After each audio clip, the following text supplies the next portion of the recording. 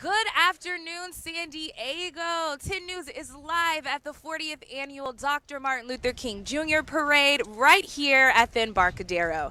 I'm your host, Krista Somerville, bringing you a front view look of everything that the parade has to offer this year. So let me go ahead by start in saying, hey there, hey guys, how's it going?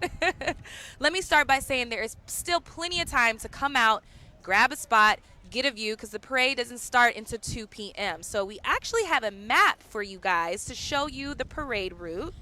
And the parade is going to start on North Harbor Drive. And it's going to go past the B Street Pier, which is where we are. So if you see us, say hi. Then it's going to hook a left on Broadway for about a block. Then hook a right on Pacific Highway. So if you're planning on coming down, organizers do highly suggest and encourage you to carpool or ride share. So there's some quick facts that I do want to tell you guys about, because a lot of you guys do know who Dr. Martin Luther King is, but you know the basics. So let me just kind of give you a background of who he is as a person. So MLK was born on January 15th in Atlanta, Georgia, and we actually celebrated his birthday on Wednesday here in San Diego.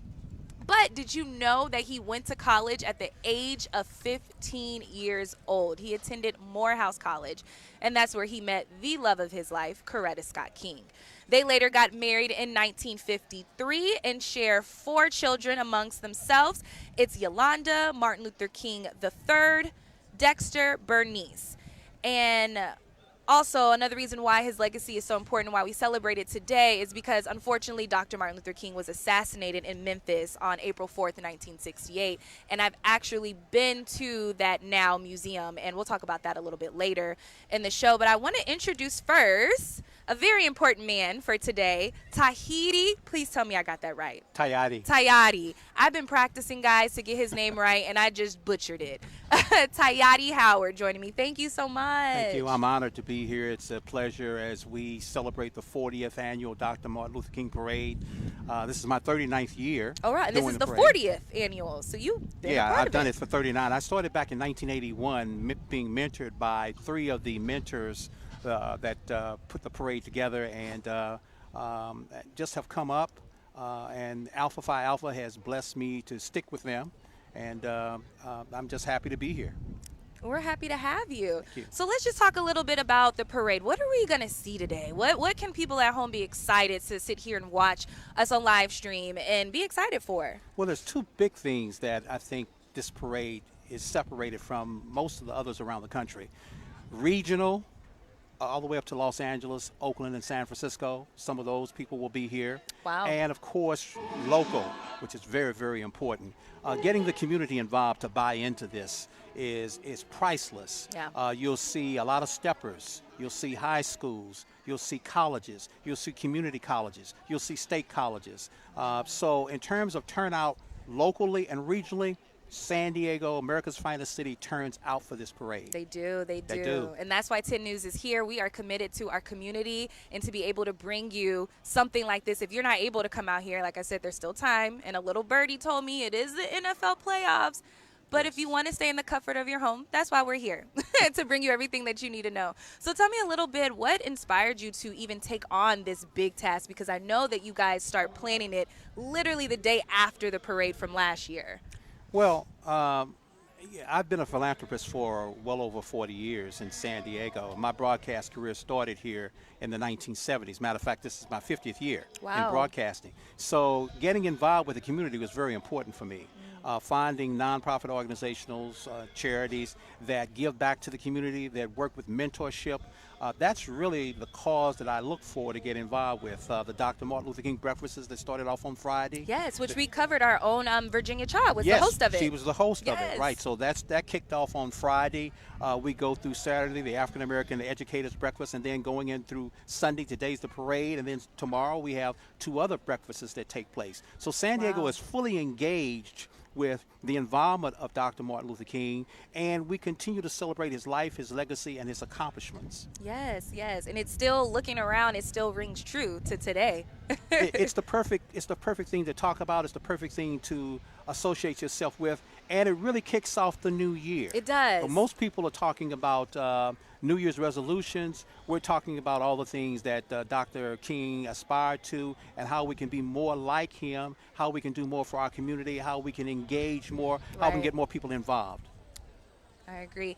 And let's just talk a little bit about the manpower that I know that goes into this, because there's some people that won't get recognized today, and we want to highlight and talk about them. Tell me about how everybody contributed to make this day be. Well, if we didn't have Alpha Phi Alpha behind us, if we didn't have the sponsors, the Port of San Diego, the City of San Diego, the County of San Diego, Helix Electric, if we didn't have people like that, corporations, I mean, this takes a lot of effort, firepower, logistics, blocking off the streets, police. The parade has over 180 acts participating today. Wow. So that's a huge event. So, and they perform and they practice and they rehearse this thing and they work. Alpha Phi Alpha works with it all year long. Yeah. So the people behind it in terms of the staff are priceless. They are. And we appreciate that. We appreciate you. And thank you so much for talking with me today.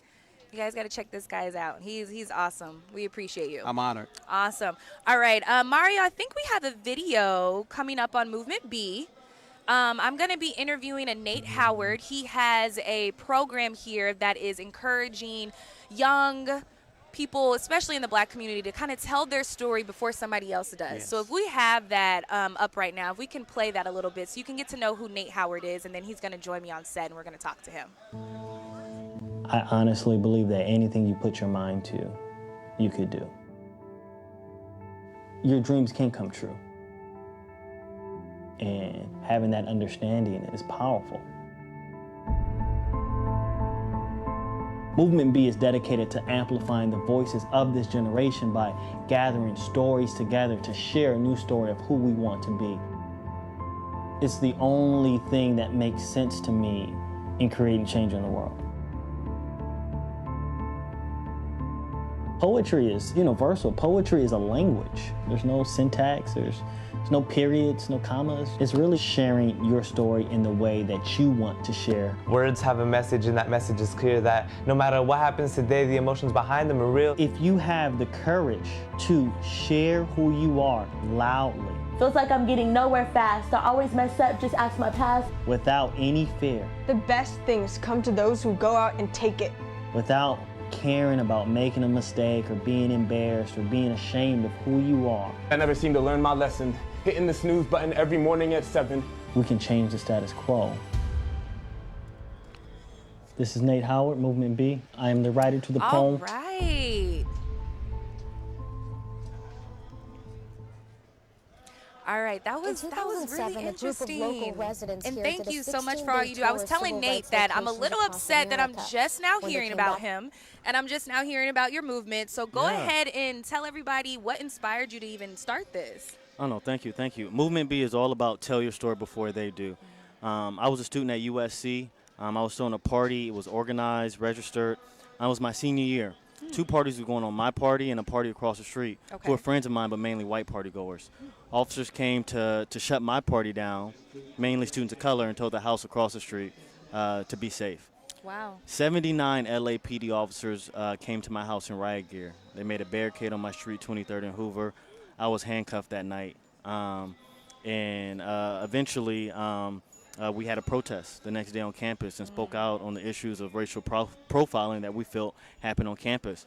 And then days later, I was going to graduate, and I realized this movement had to continue to keep going. Yeah, so there was something there. There's something there, right? Yeah. I mean, we made the front page of LA Times and national news, and we're fighting the protests against racial profiling. Wow. I realized that this is our story, right? It's not just about it going out in the news and people, getting angry and not knowing what the solution is. So I came back to San Diego, went to my old high school, Helix High, and decided to start Movement B as an after-school poetry program because I realized the issue that I was dealing with was somebody telling my story, and that poetry is the voice of the unacknowledged world, and as a way of coping with the issues, this narrative therapy to deal with the issues I was going through. Completely agree. Thank you. Interesting. So just tell me a little bit about how this is making an impact right here in San Diego. Is there like a story that you can share with me, or somebody that you're mentoring? How impactful is this right here in our backyard? Oh, for sure. I mean, so Movement B started in 2013 with about 10 students after school at Helix High. Now we're in about 15 elementary schools. Wow. In San Diego Unified. We're in about 4 or 5 middle schools, 6 high schools right now, just all through San Diego Unified. We're also in the juvenile halls. We're in the boys' juvenile hall, urban camp, and the girls rehabilitation facility. Okay. So we're in a lot of different pockets, working the community college district, doing events all over San Diego, working with foster youth, youth impacted by homelessness, but really working with those populations where their story isn't heard. And realizing how can we amplify those voices and stories and change the narrative. That's so true. And I don't know how many more times I can say I appreciate what you do, because that's very crucial, because as a young child, you're just kind of like, wait, what's going on? So to have that direction, to have that mentorship and somebody able to kind of guide you the right way already puts you right on the right foot, on the right path. And a lot of, unfortunately, kids that look like us start on the wrong foot already. For sure. Wow. So is there any recent projects you have going up, or if a parent is watching right now and they're like, I want my kid to be a part of this, how can they do that? Yeah, you can go to movementb.org. That's movementbe.org. We live in a social media generation, so we created an app, and so students can share their poems, share their stories on the app. It's a safe space. You can be anonymous. And we tell people, that's an easy way to engage with Movement B if you're not involved in a program or a workshop.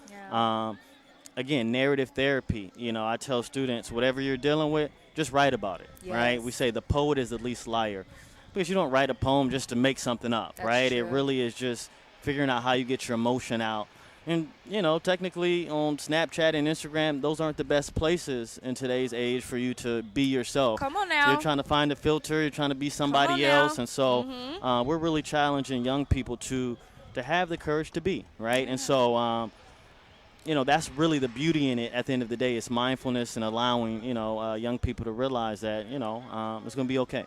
Nice. That's amazing. Thank you again, Nate, for sitting down and talking with me. Thank you for having me. We appreciate you so much. Thank you. And I hope you guys got that. There was a thing that just run true with me, is write it down, because that's actually how I got involved in journalism, is I love to write. So that's a good way to kind of see your voice on paper, and everything else is all she wrote. So thank you again. Thank you for having me. Awesome. So stick around. We'll talk a little bit later.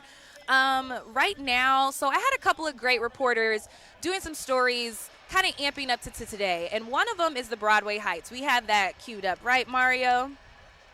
Alrighty, so as I told you before, on Wednesday was Dr. King's birthday, and a local organization in Broadway Heights debuted the neighborhood's newest promenade. And 10 News reporter, am I from the South? I did grow up in Dallas, but it's okay. 10 News reporter Rena Nakato gives us a glimpse, so let's take a look. In 2007, a group of local residents here did a 16-day tour of civil rights locations across America. When they came back to Broadway Heights, they were disappointed that they did not have a street named after Dr. Martin Luther King. So for the next 12 years, they worked with the city of San Diego to make it happen. Last February, council voted 8-0 to rename Weston Street to Dr. Martin Luther King Jr. Way. It's not just a street, though. It's called a smart promenade. Each pillar has a barcode. People can scan it with their cell phones and learn more about the civil rights leaders featured on it. Today's the first annual MLK Jr. laying of the wreath at this brand new location. Local students were invited to take part. Neighborhood leaders want Dr. King's legacy to continue on long after they're gone. I just want them to be happy and rejoice this legacy of Dr. King, and let's continue to think about civil rights and human rights, that we all matter, that we all are equal.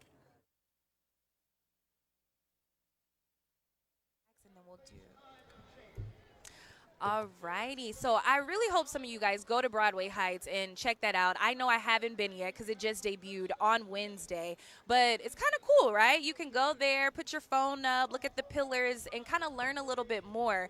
And we don't want today to just be a history lesson. So we're going to have so many other fun things to talk about and to do. The parade starts in about 10 minutes here at the Embarcadero. There's a couple people, as you can see, already gearing up. There's some people behind me. Already. Oh, wow. That grew over the like past 5 minutes. It wasn't that many people before, but still, come on out, grab a spot, and say hi if you see me. Alrighty. I know it's a couple of things that you didn't know, but I kind of want to tell you Dr. King's ties to San Diego because I found this incredibly interesting. And all of this is according to the San Diego History Center. So Dr. King actually visited San Diego the year before he was assassinated. He visited San Diego in 1964. And I think we have some information on that that's going to come up on your screen in a minute. And it was arguably at the height of King's most celebrated period after giving his famous I Have a Dream speech. That's a speech that we all know so well. And he was also named Time Magazine's Man of the Year in 1963. Now, his presence in town was well regarded by those who watched him speak at San Diego State College, which is now known as San Diego State University, who, by the way, is also in the parade today.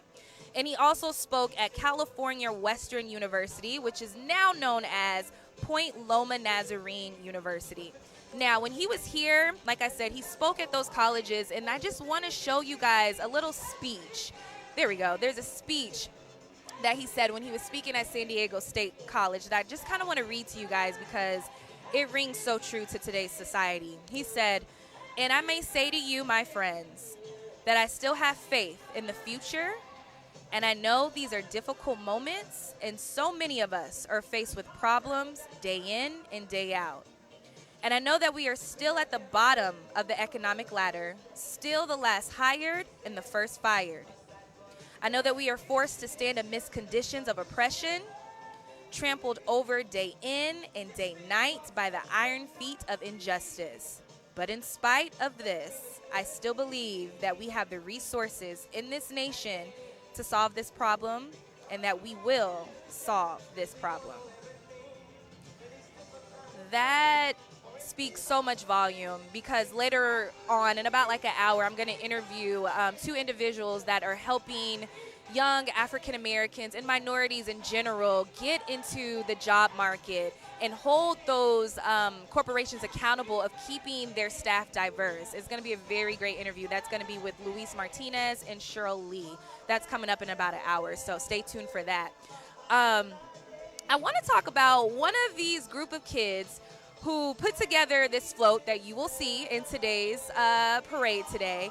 They are actually the welding students at San Diego Continuing Education. And we have that, right, Mario? We have that package coming up.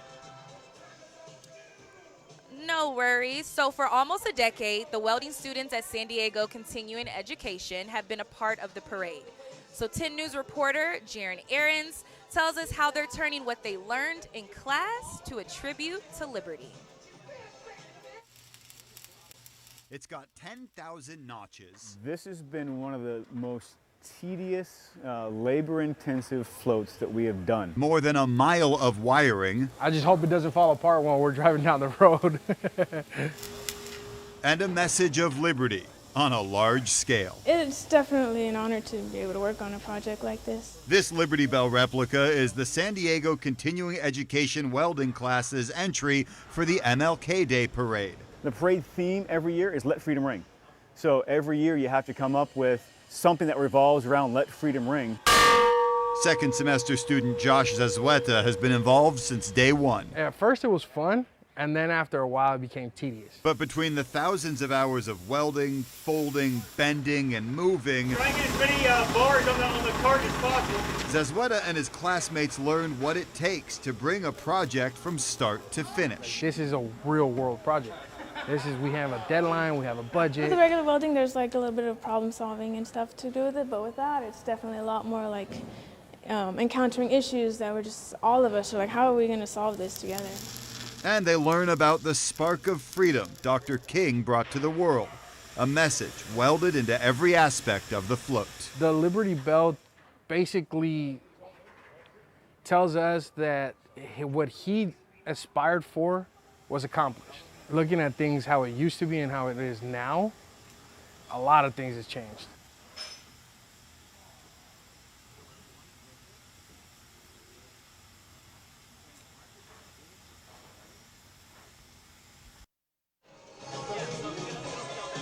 I am super excited to see that float come down the Embarcadero right here on Harbor Drive.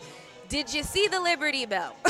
They welded that, and I can't imagine how long that took them to put that together. So we appreciate them giving a chance to come and kind of give a sneak peek behind the scenes, because most of the time we don't get that. We just sit here and we watch the parade and we gaze at the hard work that they put into it, but we don't really get to see what goes in behind the scenes. So thank you, Jaron Aarons, for doing that for us.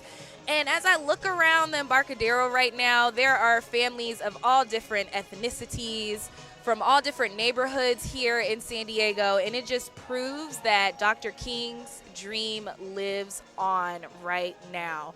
The parade is organized by the local chapter of Alpha Phi Alpha Fraternity, which is also the fraternity that Dr. King was a part of. They also hosted the MLK Breakfast on Friday, which our own 10 News Virginia Cha hosted. And as we're panning right now, you see everybody just kind of hanging out, waiting for the good stuff to start. Oh, there we go. There's some marching bands getting ready to go. Dr. King was a civil rights activist from the 50s and the 60s. He led nonviolent protests to fight for the rights of all people. So it seems like they're getting underway right now. So let's kind of tune in and see what they're going to say. My name is Dr. Sayadi Howard. It's a pleasure to be here. This is my 39th year calling the parade, started back in 1981. I want to thank, first of all, special thanks to the County of San Diego, the Unified Port of San Diego, the City of San Diego, NBC TV 7 Telemundo, Helix Electric, Alpha Phi Alpha, and of course the Zeta Sigma Lambda chapter for putting this on. Right now we're gearing up for the start of the parade. We're just a few minutes out, you guys. I'm super excited because I know a lot of these people put in so much time to get these floats and parades together. So if you have it up, Mario, we can punch up that map again, just in case you're trying to hurry up and put your clothes on and make your way down here. Keep in mind there are some road closures. Harbor Drive, to be specific, that's where the parade will be coming down. Excuse me. So it'll come starting on North Harbor Drive, make a left on Broadway, and then it's going to hook a right on Pacific Coast Highway, and that's where the parade is going to end. And guys, there's plenty of spots out here. There's a lot of people already lined up, as you can see. Grab your chair, grab some drinks, grab some snacks. There's also some food trucks at the end of Harbor Drive if you get the munchies and you're hungry. But come and see me. Come and hang out. Say hi. And right now, Tahadi, who I interviewed, Tayardi, I promise he's going to kill me for not getting his name right. He is the speaker of this parade, which he said he's done every year for 39 years. So he's just kind of gearing up the crowd right now, trying to get them all set and ready to go and all that good stuff. Martin Luther King Jr. parade is celebrated in all 50 states now. It's celebrated across the country. Okay. And those of you that are native San Diegans, those of you that have made your home here in San Diego, you should know that San Diego was one of the pioneering cities that put the Dr. Martin Luther King parade on the map. So right now what you should be seeing on your screen is a speech that Dr. King actually had right here in San Diego at San Diego State University. It was 1 year before he was assassinated, so he had some big ties here to San Diego. And this parade is actually one of the biggest, not only in California, but also in the nation. So you have people from all over. Coming in and participating from LA, from Northern California, and across everywhere. And to also bring in corporate sponsors. So we appreciate you being here, and it's great to see all the There's that speech again. Wow. It's amazing to see the young people that we have in the audience today, I tell you. And I just want to highlight Raquel Vasquez is going to be the Grand Marshal of the parade this year. And Shirley Weber, Assemblywoman Shirley Weber, will also be standing next to Ms. Vasquez as part of the Grand Master. What's going on with the playoffs, and that's okay. There's nothing wrong with that. And we want to keep them informed of what's going on with the parade as well. We're approximately about 5 minutes out. 2 o'clock? Should be about parade time. All right. It is parade time. It's 2 o'clock on the dock. And as we said, 108 organizations are participating this year. So it's going to be a lot of creative things you're going to see coming down Harbor Drive. And I know they put in so much time to do that. We're also having or expecting more than 15,000 spectators. As you can see right now, they're all lined up along the street. The marching band is rehearsing at this moment, and they're getting ready for this. This is a huge parade that happens around this time every year here in San Diego. And it seems like the crowd just gets bigger and bigger. And let me tell you, 10 News, we got the best spot. We have the best view right here next to the Grandmaster stage. We get all the action. Right behind me is where all the bands and the drill teams are going to stop and perform, because I have to remind you that this is also a friendly competition. So not only did they put in so much work on these floats, they're competing. They are competing. So if you're watching us live on Facebook, go ahead and comment which float is your favorite, who you're expected to see. Join the conversation. There's also a royal court. There's going to be, like I said, some drill teams and some dances going. I'm getting word actually right now that the parade has started and we have kicked off. But where we are, we're kind of towards the end of Harbor Drive, right in front of the Port of San Diego. But like I said, we have the best view, so stay tuned. So as they come down, I'll be able to kind of tell you who they are, how long it took them to put this parade together, and everybody else participating.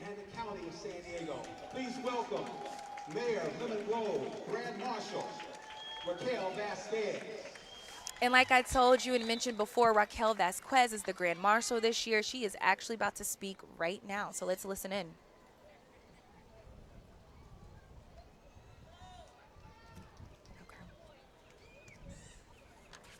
Raquel Vasquez, the mayor of Lemon Grove. Give a big round of applause. Anybody here from the city of Lemon Grove out there? Got a few Lemon Grove people? Okay, good.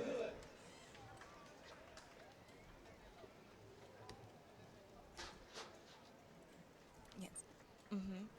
So like we said, Raquel Vasquez is the 2020 Grand Marshal of the San Diego Dr. Martin Luther King Jr. Parade. She is the mayor of Lemon Grove, and Mayor Vasquez proudly serves the mayor of the city of Lemon Grove, as I said, excuse me. She is the first African-American female mayor to be elected in both the city of Lemon Grove and the county of San Diego.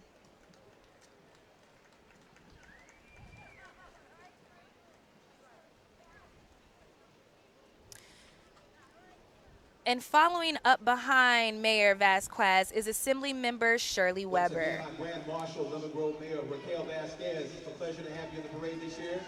Leading off. Assembly Member Shirley Weber represents the 79th District and serves as chair of the California Legislative Black Caucus. Dr. Weber believes that the best way to honor the legacy of Martin Luther King is to continue the work he started.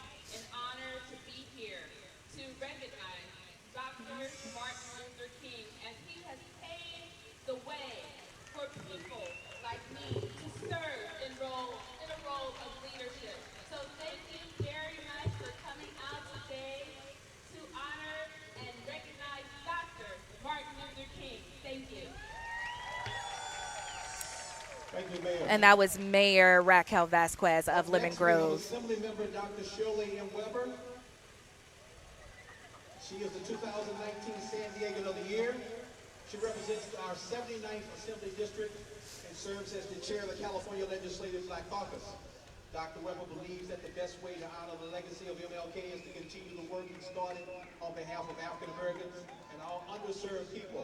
Her work in the legislature includes criminal justice and policing reform, educational equity, voting rights, and poverty. She's also the author of the AB 392 legislation aimed at reducing police use of force. Dr. Shirley M. Weber, Assembly Member of the 79th District. Hello, San Diego. It's great to be here always, and we always remember what we have to do to maintain the dream of Dr. King. All of us remain vigilant, refusing to go backwards, but always going forward. Thank you so very much. We love you, San Diego. Thank you, Dr. Weber. Up next, next, we have San Diego City Council President Georgette Gomez. The Office of Council President Georgette Gomez is happy to participate and celebrate the MLK holiday with the community. Hi, guys. There you go. There's Georgette Gomez, the City Council President. Georgette Gomez. And typically how you start off these parades is recognizing the people that are doing good work in the city, that are also shining light in ways also honoring Dr. King's legacy. Up next, we have a Here's a quick little fact. There are 730 streets in the entire country named after Martin Luther King Jr. There's one actually right here in San Diego, and also the 94 freeway is named after Dr. King. Interim mayor in 2013. Todd Curley is the majority whip in the California State Assembly, representing the 78th Assembly District, which is comprised of the cities of Coronado, Del Mar, Imperial Beach, Solana Beach, and the central coastal communities of the city of San Diego. Please welcome Assemblymember Todd Gloria. And Todd Gloria is actually a nominee for mayor this year, and he's a native San Diego and a former District 3 council member. He represents cities of Coronado, Del Mar, Imperial Beach, Solana Beach, and the central coastal communities of the city of San Diego.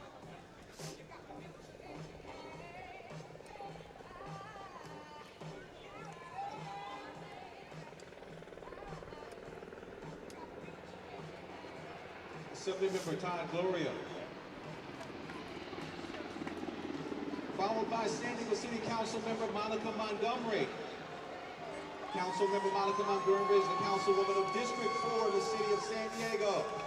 District 4 had a record-breaking voter turnout in November of 2018, the highest in the past 30 years. The people obviously have spoken. The council member and her team are proud to serve residents of District 4, communities including Encanto, Lincoln Park, Valencia Park, Mountain View, Skyline, Havashaw, Lomita, Broadway Heights, Oak Park, Bay Terraces, Paradise Hills, Alta Vista, Redwood Village, Rolando Park, Ridgeview, and Webster.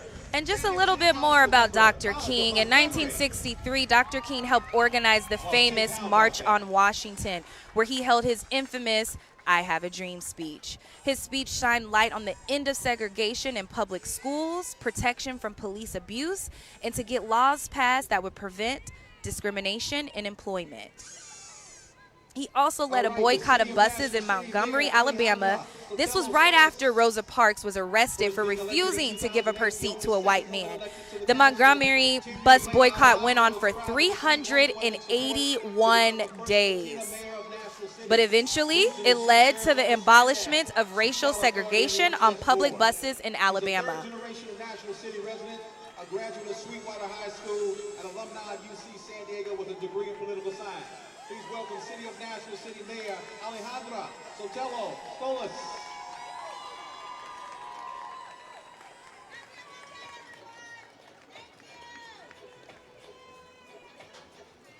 Up next, we have San Diego City Council President Pro Tem Barbara Breen.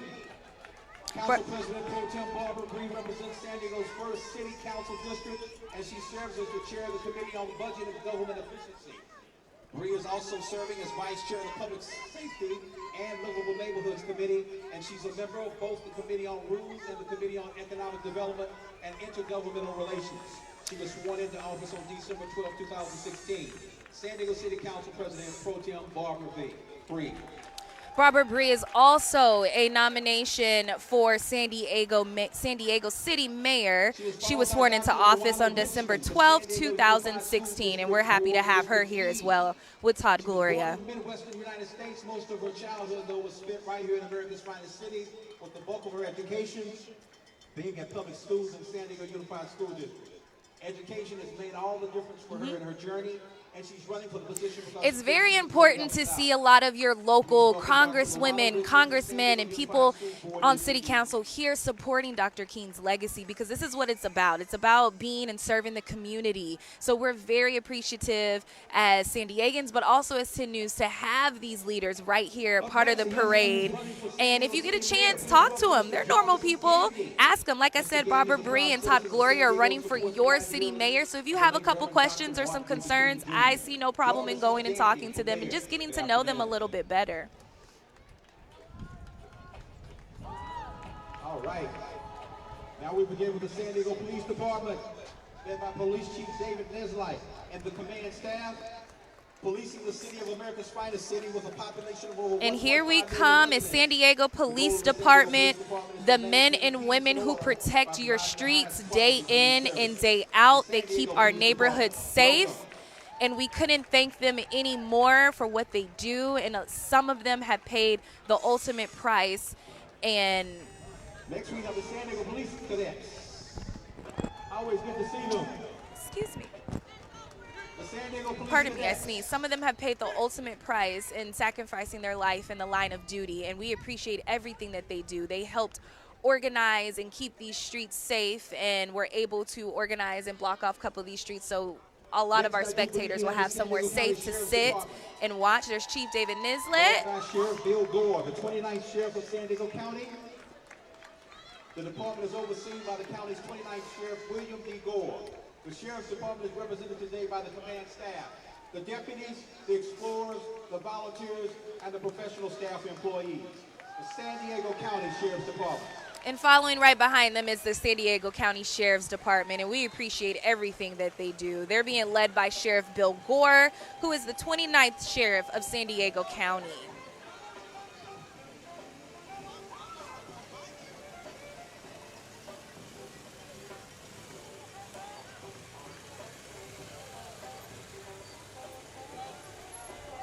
And again, I know personally working in news, they work closely with the police department and keeping our streets safe, keeping our neighborhoods safe, and able to help organize situations like this as far as a parade or any event here in San Diego to make sure that everything is safe and that we can enjoy something like this.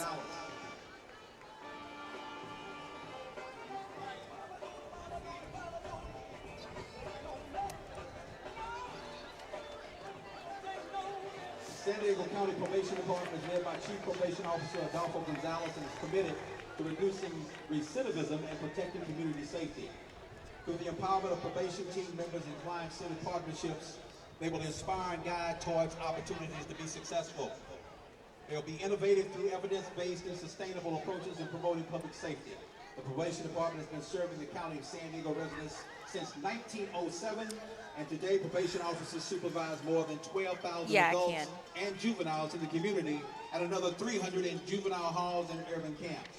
Probation officers provide offenders with alternative custody and have assisted thousands to achieve a lawful. Hey guys, so right now I hope that you're enjoying what we have so far. Like I said, in the beginning of the parade, we do show a lot of our city leaders, the people who protect our roads and streets and keep our neighborhoods safe. So coming up soon, we'll be able to see a lot of the high schools and the organizations, the fraternities, the bands, the drill teams. They'll be able to kind of show off everything that they've been working so hard for the past few weeks momentarily.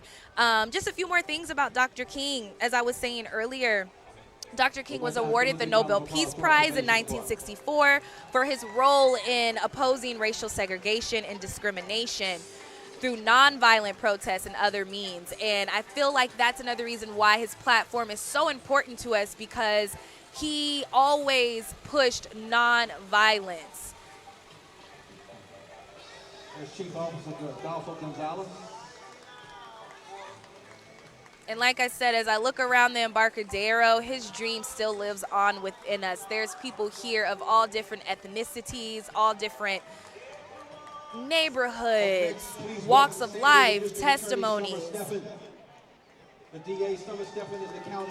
Coming up next is San Diego District Attorney Summer Steffen. Especially for the most vulnerable in our community. DA Summer Steffen leads the second largest DA's office in California. She and her team are working every day to prevent crime, deliver fair and equal justice, and to keep America's finest cities one of the safest big cities in America. Walking with her today are members of the District Attorney's Office and the Bureau of Investigation. San Diego District Attorney Summer Steffen.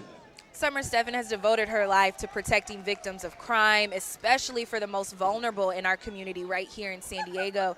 She says she's working hard every day to prevent crime, deliver fair and equal justice, and keep San Diego one of the safest big cities in America. Michael Doan, Executive Command Staff.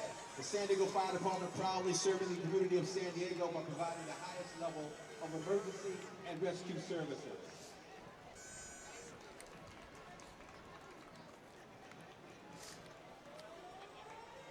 And coming up right behind Summer Steffens is our San Diego Fire and Rescue Department.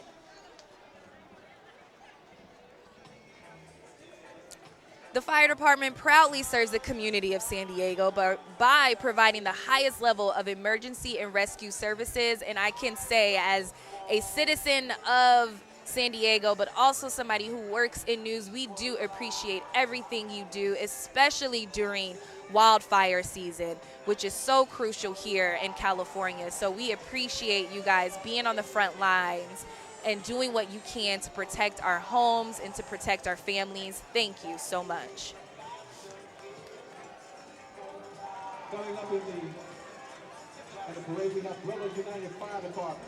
Brothers United is the local chapter of the International Association of Black Professional Firefighters. Its primary mission is the recruitment, retention, and promotion of African Americans and other minorities in the fire and emergency medical services within San Diego County. Since its inception, Brothers United has maintained a racially diverse membership. And as you're seeing right now, it is getting packed down here at the Embarcadero. Tons of more people have came out since we first went live at 1:30, which is to be expected. Keep in mind, if you are heading downtown and you want to check out the parade, there are some road closures. All of Harbor Drive is shut down. This is the parade route you're looking at right now. All of Harbor Drive is shut down. The parade will go down Harbor Drive, hook a left on Broadway, and then a right on Pacific Highway where it will end. So grab your lawn chair, grab some snacks, grab some water, come out, pick a spot, and let's kick back and enjoy the show. This is what we're here for today. 10 News is committed to the community, and we're bringing you everything that you need to know about this year's annual Martin Luther King Jr. Parade, and we appreciate you tuning in.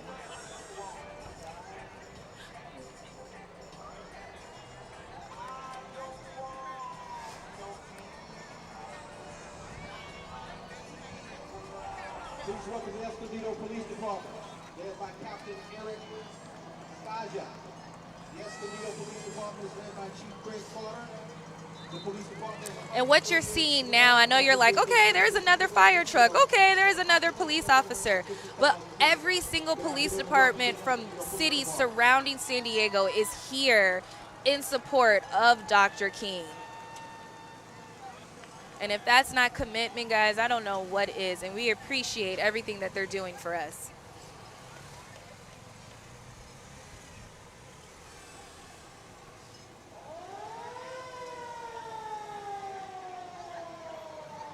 Up next, ladies and gentlemen, we have the Chula Vista Police Department with 249 sworn officers.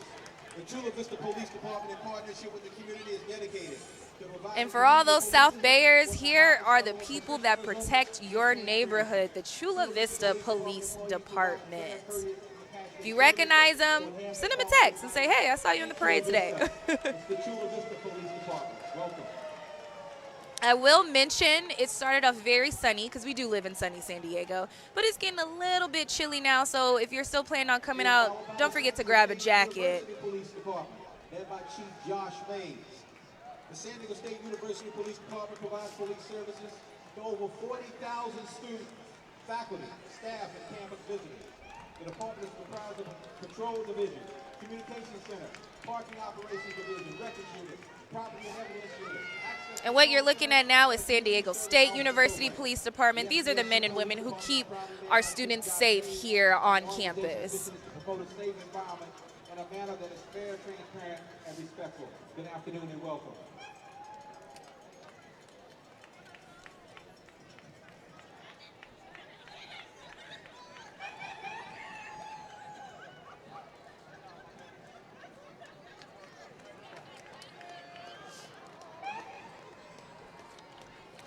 And as I mentioned before, the parade is organized by the local Alpha Phi Alpha Fraternity chapter, which is also the fraternity that Dr. King was a part of. They also organized the MLK breakfast on, on Friday. And Alpha Phi Alpha is the oldest African-American fraternity in the country. You snuck right down it. Ladies and gentlemen, please welcome the San Diego Harbor Police Department. The law enforcement authority for the Port of San Diego. The mission of the Harbor Police Department is to provide police and marine firefighting services within the jurisdiction of the Port of San Diego. Our services include professional law enforcement, support staff, and interacting with the public to ensure a safe and secure environment at the San Diego International Airport, San Diego Bay, and Port Thailand. In 1983, President Ronald Reagan signed Martin Luther King Jr. Day into law. That day is tomorrow. And one thing that I learned when I was here, when I was speaking to some organizers, is that Coretta Scott King, his wife, was actually the woman who helped make it a federal holiday. And she traveled right here to San Diego to make that happen. So I'm just super impressed that there's so many ties to San Diego that Dr. King has, and it shows today as to why this is one of the biggest and largest parades here on the West Coast, let alone in the country.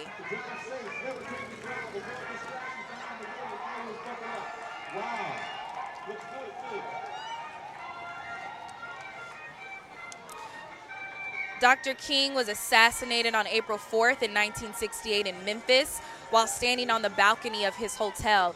And if none of you have had a chance to go and visit, I highly, highly recommend it. I myself have been a couple of times, and it is very impactful. You learn so much from it. There's actually a woman who was a child when he was assassinated that is still there to this day. And her role and her goal is to just keep his dream alive and talk about his legacy and how impactful he was. Look at the streets of San Diego right now. So many people are down here celebrating Dr. King's legacy.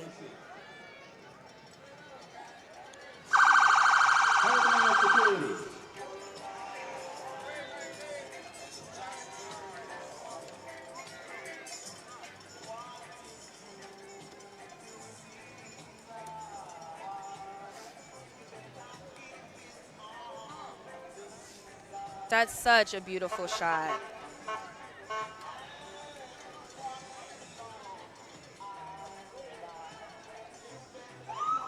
Talk about the precision and the structure of that.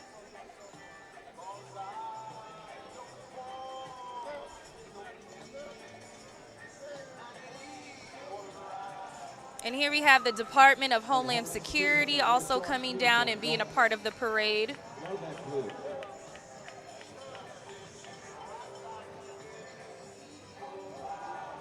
Please welcome the United States Border Patrol. Coming up next, they were created by Congress on May the 28th, 1924. The U.S. Border Patrol is now responsible for over 6,000 miles of Mexican and Canadian international land borders and over 2,000 miles of coastal water. The San Diego sector of the U.S. Border Patrol is particularly responsible for more than 56,831 square. And these are the men and women from the Border Patrol who protect our borders here in San Diego,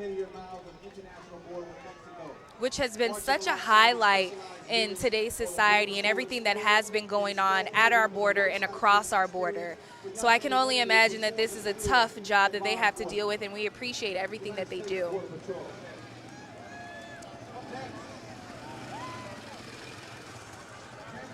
Security Administration in the house. Also a part of the Department of Homeland Security. 1 second, Mario. Can you take this off because we're live and I'm a whisper? These mics are hot. I didn't want to interrupt you. You look beautiful. You said bright color.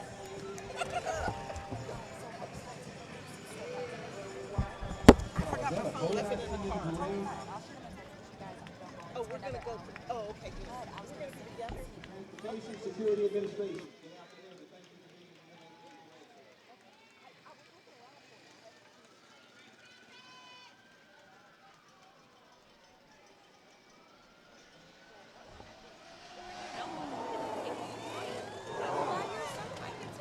I thought he was coming to give me a ticket.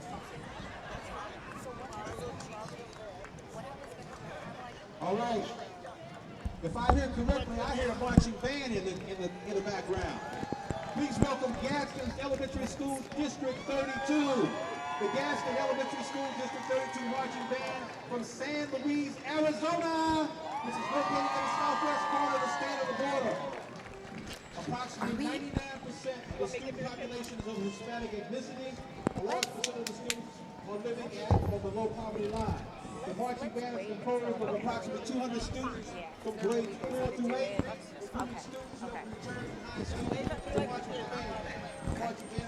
Yes, I can. So right now, this is Gadsden Elementary School District, and they're coming down right behind. Elementary School District number 32 marching band.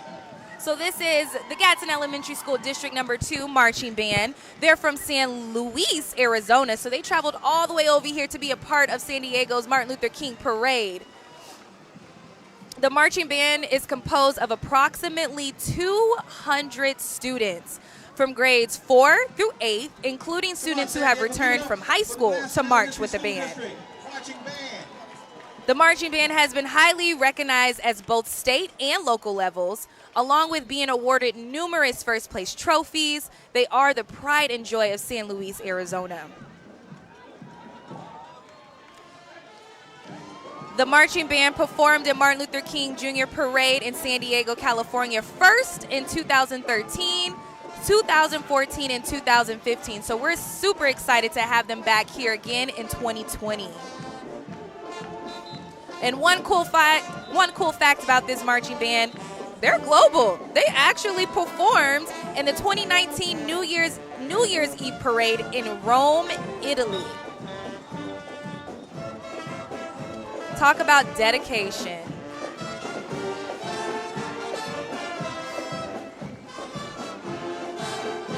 They also represented Arizona in the 27th annual New Year's Day Parade Festival in London.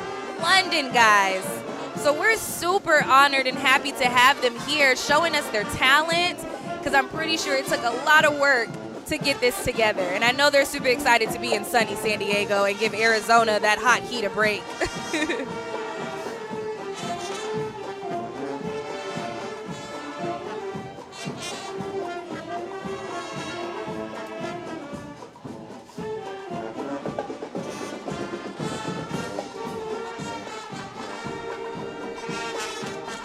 And as I've said before, Dr. King's legacy lives true within the streets of San Diego.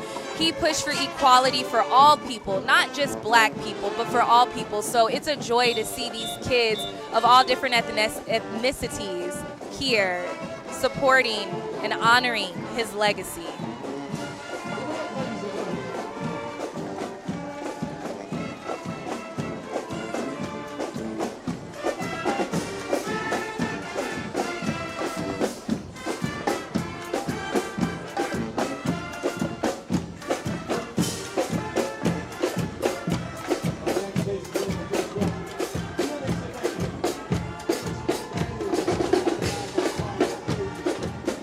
And as I mentioned before, the theme for this year is Let Freedom Ring. So a lot of these floats that these students and organizations put together is that they're putting together a float that represents not only his legacy, but represents Let Freedom Ring. And what you're looking at right now is Helix Electric. Helix core values are not to compromise on equality and safety, but each individual accepts responsibility and will be accountable for achieving extraordinary results.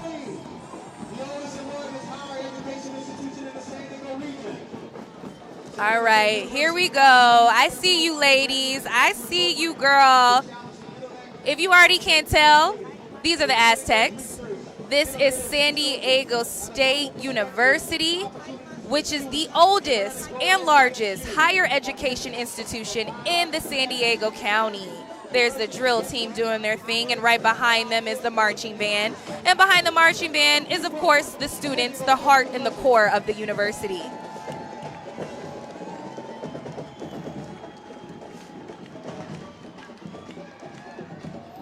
They have a huge crowd of people following behind this band.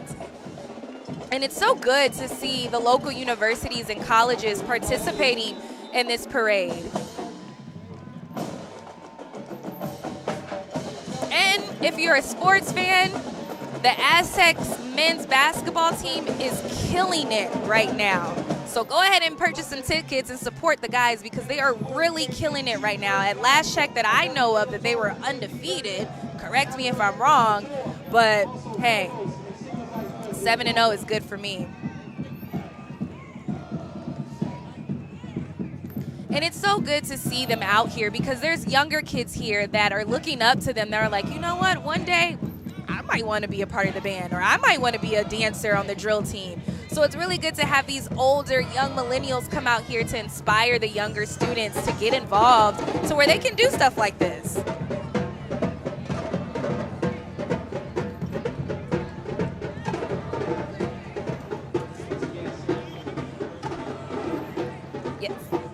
And as you see behind me is San Diego State University. And like I said, the men's basketball team is actually doing really good this year, so you guys should check them out. And as you can look now, their float is coming up right behind me. Wow, they have a lot of people here, you guys. This is a lot of people I've seen so far. So I'm interested to see how the other colleges and universities measure up to San Diego State. So what we're about to show you right now is part of their float. And I'll read a little bit on the top. It's Martin Luther King Jr. quotes of love.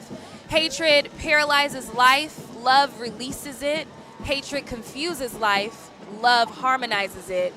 Hatred darkens life, and love illuminates it. And like we said before, what was so important about Dr. King's legacy is that he always preached and pushed non-violent protests and to protest in peace. Love harmonizes, and hatred darkens life, love illuminates. San Diego State University float. Thank you for being here.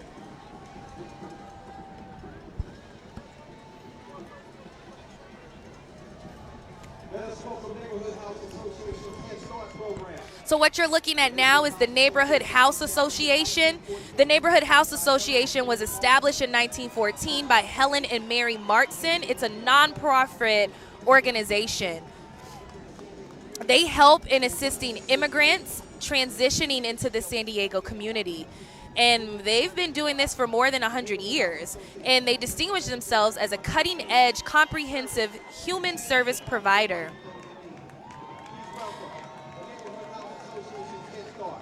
More than 3.5 million individuals have helped through the various social service programs that they offer, which include food distribution, education, healthcare, employment services, youth programs, and senior services. Thank you for all that you do.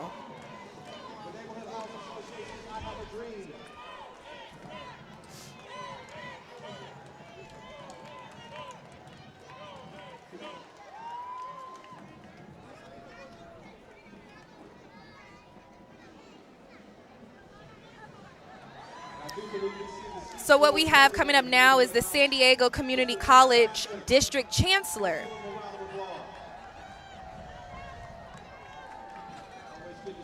And following behind the chancellor, as you can see, all these little humans, all these little kids out here in their buggies, in their interpretation of a float. I see a couple of I Have a Dream floats. I see the cutest little girl in this yellow dress right there holding a Martin Luther King sign.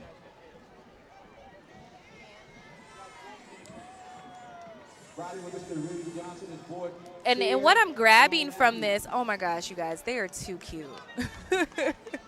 What I'm grabbing from this is that these kids are dressed up as what they want to be when they get older. I see a superhero. I see a astronaut.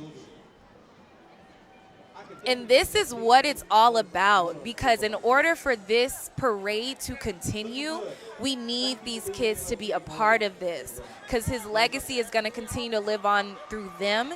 We have to educate them. We have to show them. We have to bring them in to participate in things like this. And so right now we're at the 40th annual, and I'm pretty sure one of these little kids is going to be taking my spot in the next 40 years, and I'll be back here at the 80th annual interviewing with him or her. But this is too adorable.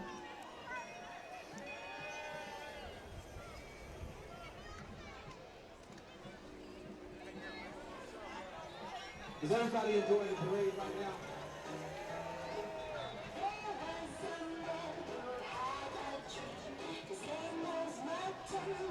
All right, I think we're about to get like a little performance here. Like I said, this is a friendly competition. So let's check them out and see what they got.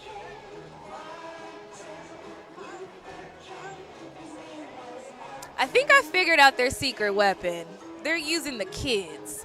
They're using the kids to get some brownie points in this. And how could you not vote in like this?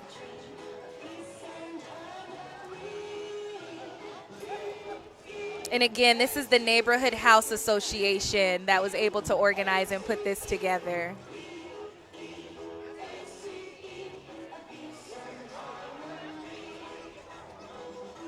And what they're promoting right now is peace and harmony. As I've said time and time again, that was Dr. King's platform, was peace and unity and nonviolent protest.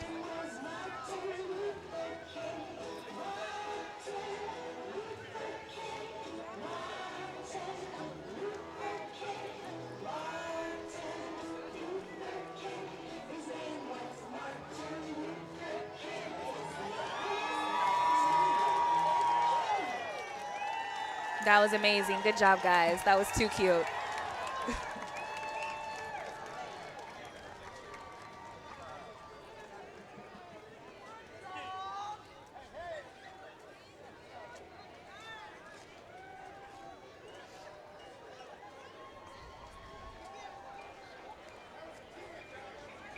Thank you, neighborhood.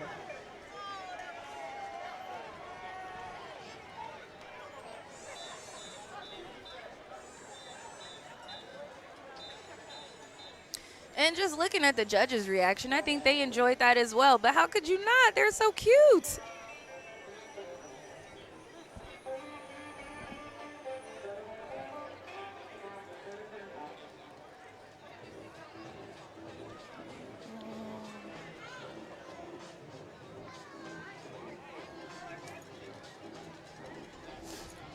And look at everybody that's here participating and coming out on a Sunday. We're still looking at the neighborhood house. There we go. There's a little doctor, a little nurse on our hands. I see a little chef there. I see some princesses among them. And like I said, this is what it's all about, is getting these kids out here to participate, because these are the memories that they're going to hold on to forever. And they're going to be like, why don't I do this again next year and the year after that? And hopefully when they have kids, they'll still bring them back out here and participate. And the annual Dr. Martin Luther King Parade here in San Diego can continue to live on.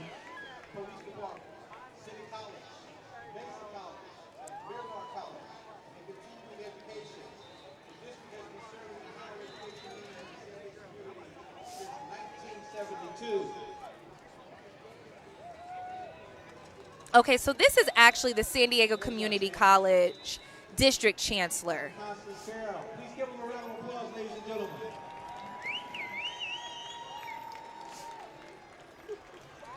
Chancellor, it's always good to see you.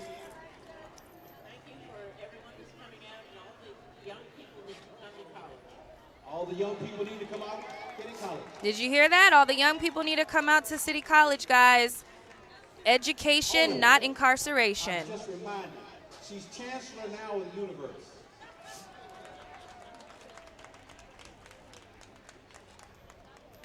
Sean is an ELO, Board of Trustees, and Mary Graham, Board of Trustees. Good afternoon.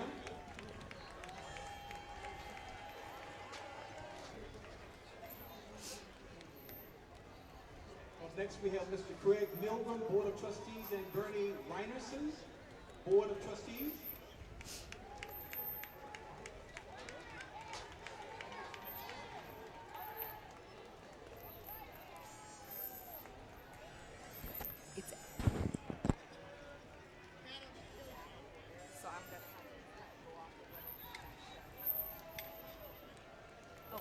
I can talk about this, yeah. I'd like to welcome Caesar Chapman. Alrighty, this is actually San Diego City College with their float. And what they're trying to speak and say here is education, not incarceration. Their float demonstrates how Dr. King's message of the power of education is the key to breaking down the system of mass incarceration. Education is the key to ending the vicious cycle of oppression. In California, it's an average of $81,000 are spent on housing inmates and keeping in particular black and brown boys in the prison system. While at the same time, the California Community Colleges only receives about $8,300. So that's just to put a little things into perspective, to educate students per year. So what they're pushing right now, which is the San Diego City College, is education, not incarceration, is their theme in honor of Dr. King's legacy.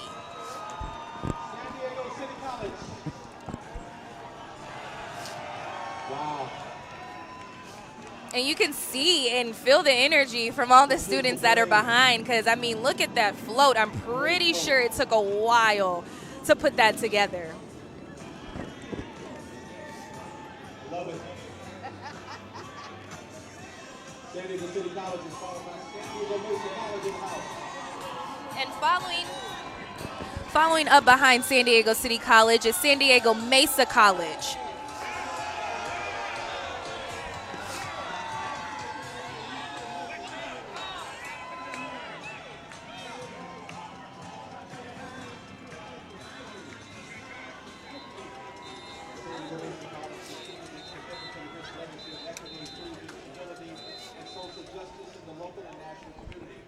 And San Diego Mesa College says that their float design celebrates the history of civil rights movement by presenting images from the past, present, and future struggling for equality. Yeah, if we can zoom in on that, you can see a couple of students happy about their work and able to show it off for you guys. They say MLK Jr. famously framed his dream not around himself and his experiences, but around the future that his 4 children could enjoy free of bigotry. Immediately followed by San Diego Miramar College. If you're looking for college where your professors and counselors know your name and an atmosphere of friendliness and warmth, you belong to San Diego Miramar College. And coming up behind San Diego Mesa College is San Diego Miramar College. And as you can see in their float, it's a float showing a floral display, and it looks like a couple of pictures of Dr. King and some peaceful protests.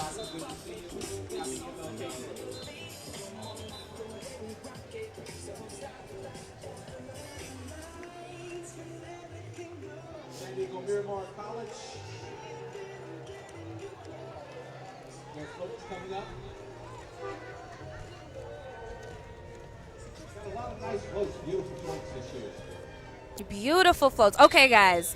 So if you were with me for the pre-show, this is the one I've been waiting to see. This is from San Diego Continuing Education students. And you see that big old bell right there? Like I said, because the theme is Let Freedom Ring. They welded that. This is from the welding students, like I said, at San Diego Continuing Education, and they've been a part of the parade for almost a decade now. So if you joined in earlier and you were able to watch that package to see how much time and how much work that it took to put into this parade, into this float, it's absolutely, absolutely amazing. Some of the students told us that this project taught them some real-world lessons in project management, but also shows Dr. King's message of liberty for all on a grand scale. They say it was the most tedious and extensive float they have made by far. It took thousands of hours of welding, folding, bending, and moving. The classmates said that they learned and took and understood what it took to bring a big project from start to finish.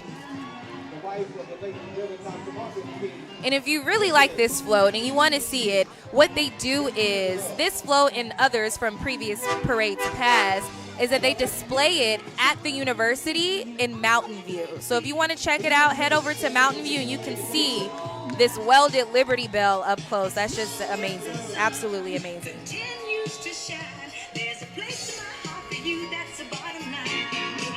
And looking at the judges' faces, I think they like it too.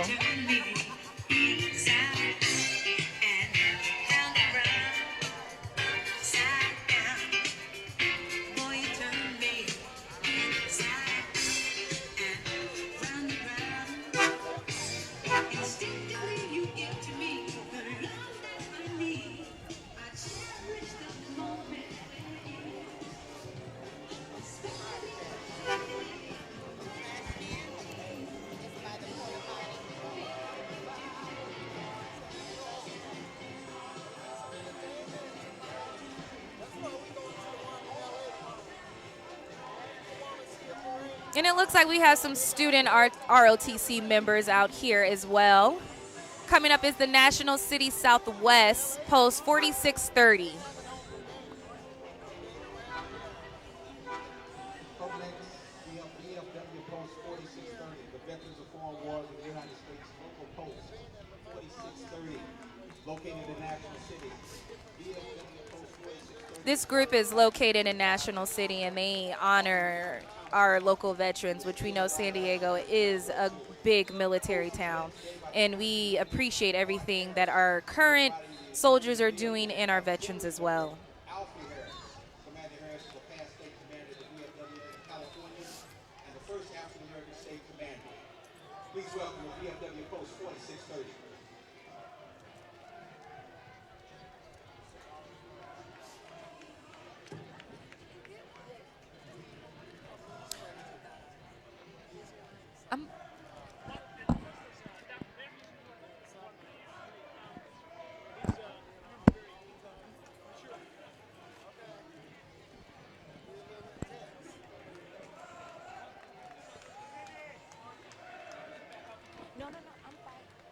Up next, please welcome Israel United in Christ. Israel United in Christ. And what you're looking at now is the Israel United in Christ. It's a faith-based organization for members who focus on the importance of building and restoring our people as a nation back to their true identity.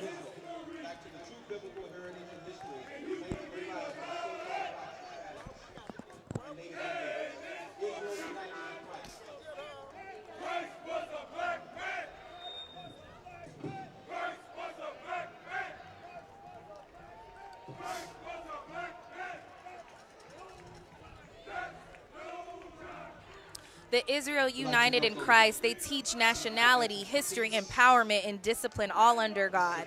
They have over 55 schools in the U.S. alone, with a growing number of official schools internationally.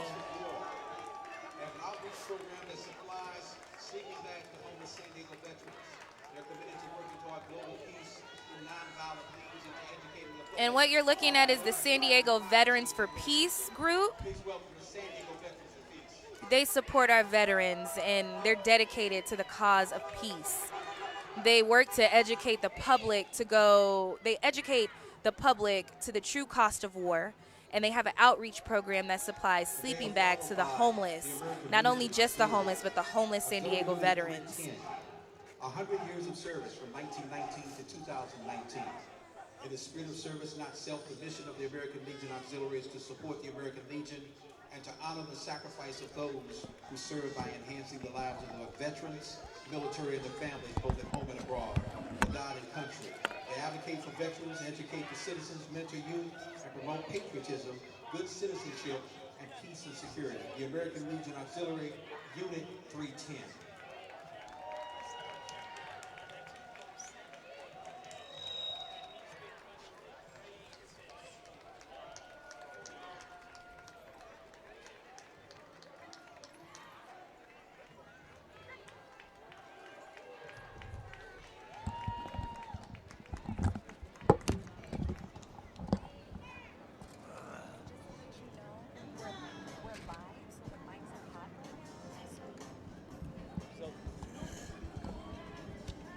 Give another round of applause to our veteran organizations and our American Legion. Dennis T. Williams, Post Number 310.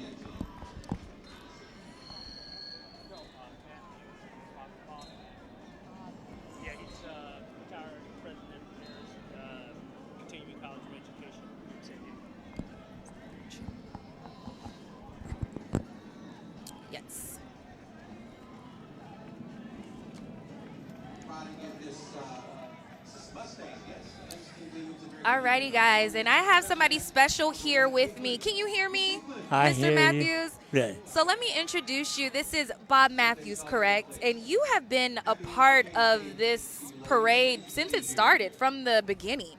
Yes, so go ahead. I was very proud and pleased to represent Martin Luther King Jr. Parade, the largest parade in the county the largest parade in the United States of America. Yes. And it is also indicative of the nature of many thousands of people here in this county. Yeah. We call San Diego the American finest city, but we do have racial problems here in this city.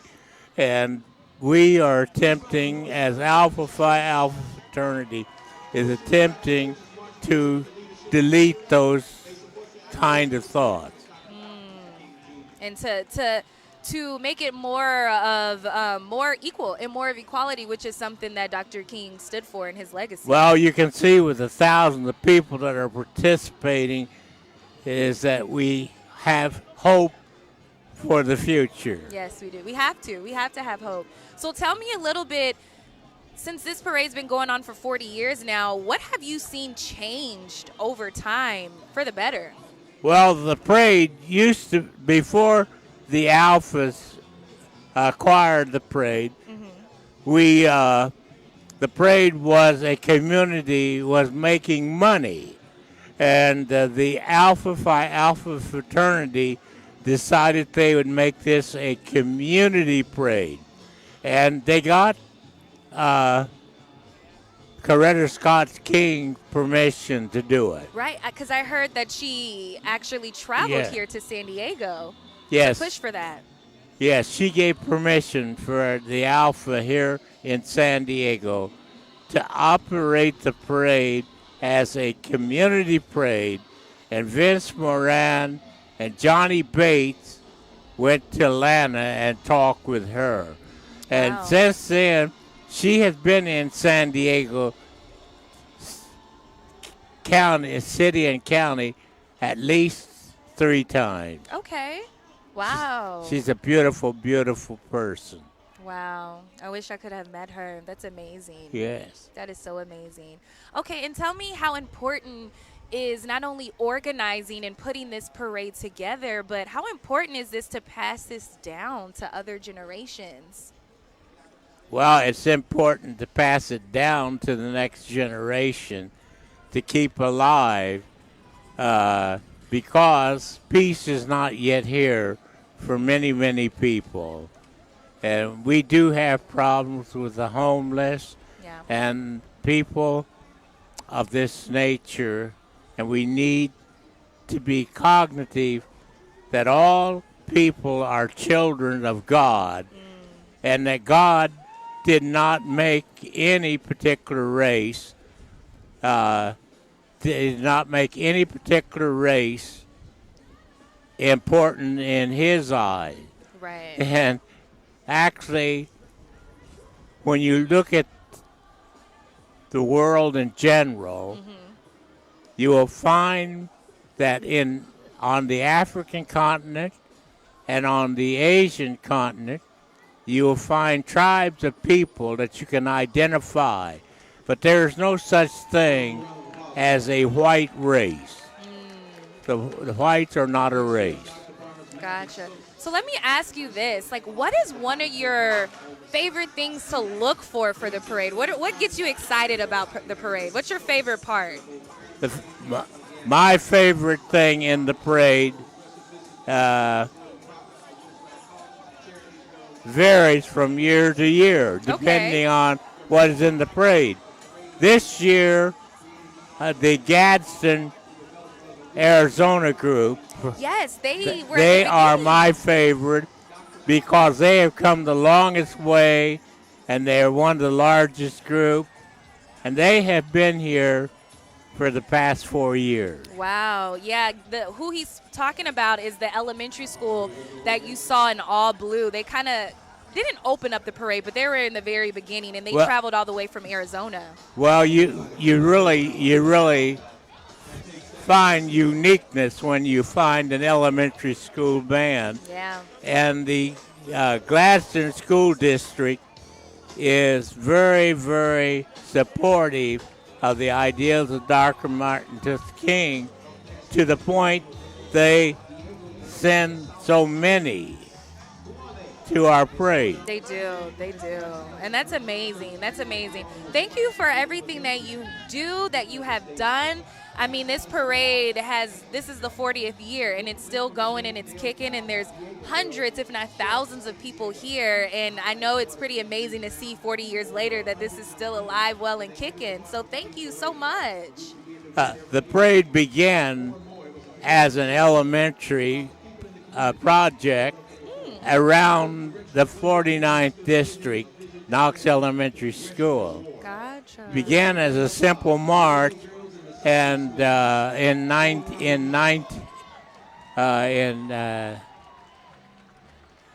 golly, I'm trying to figure out.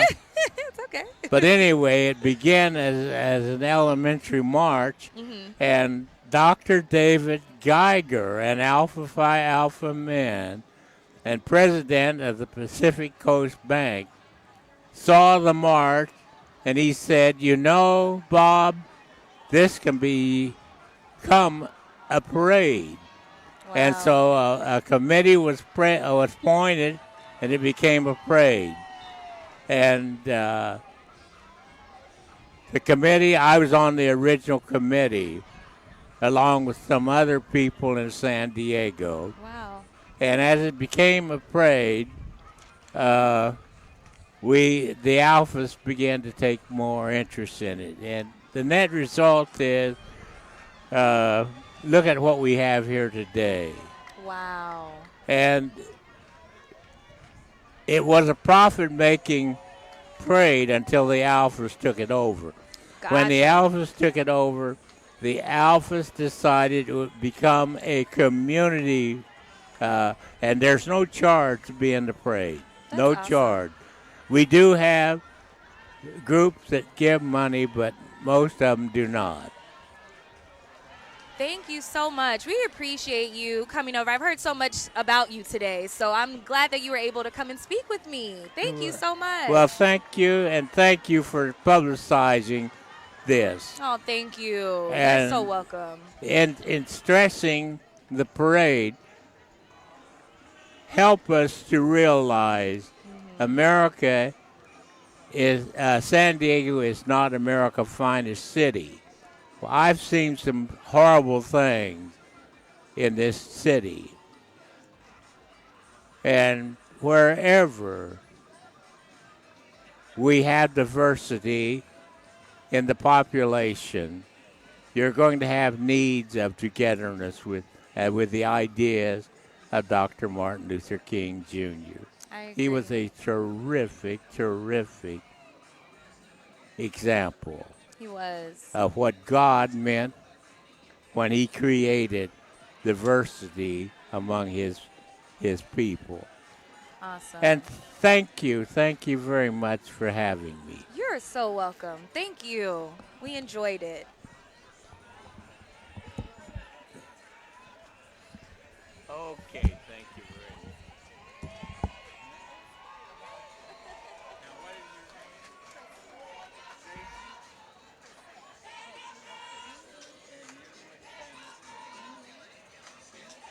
Please welcome Jamming 95.7 in the house, along with Star 94.1 in the house.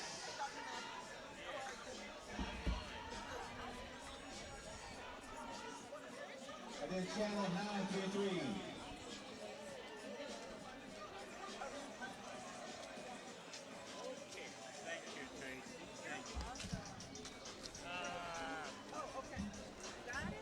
I got it.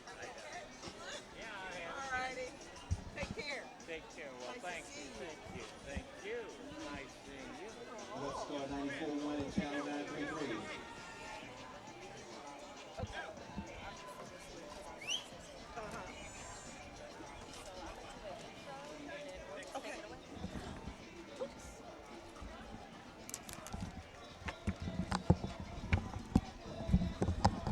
Ladies and gentlemen, please welcome the University of California, San Diego, the UC San Diego Tritons. The campus sits on the ancestral homelands of the Kumeyaay Nation.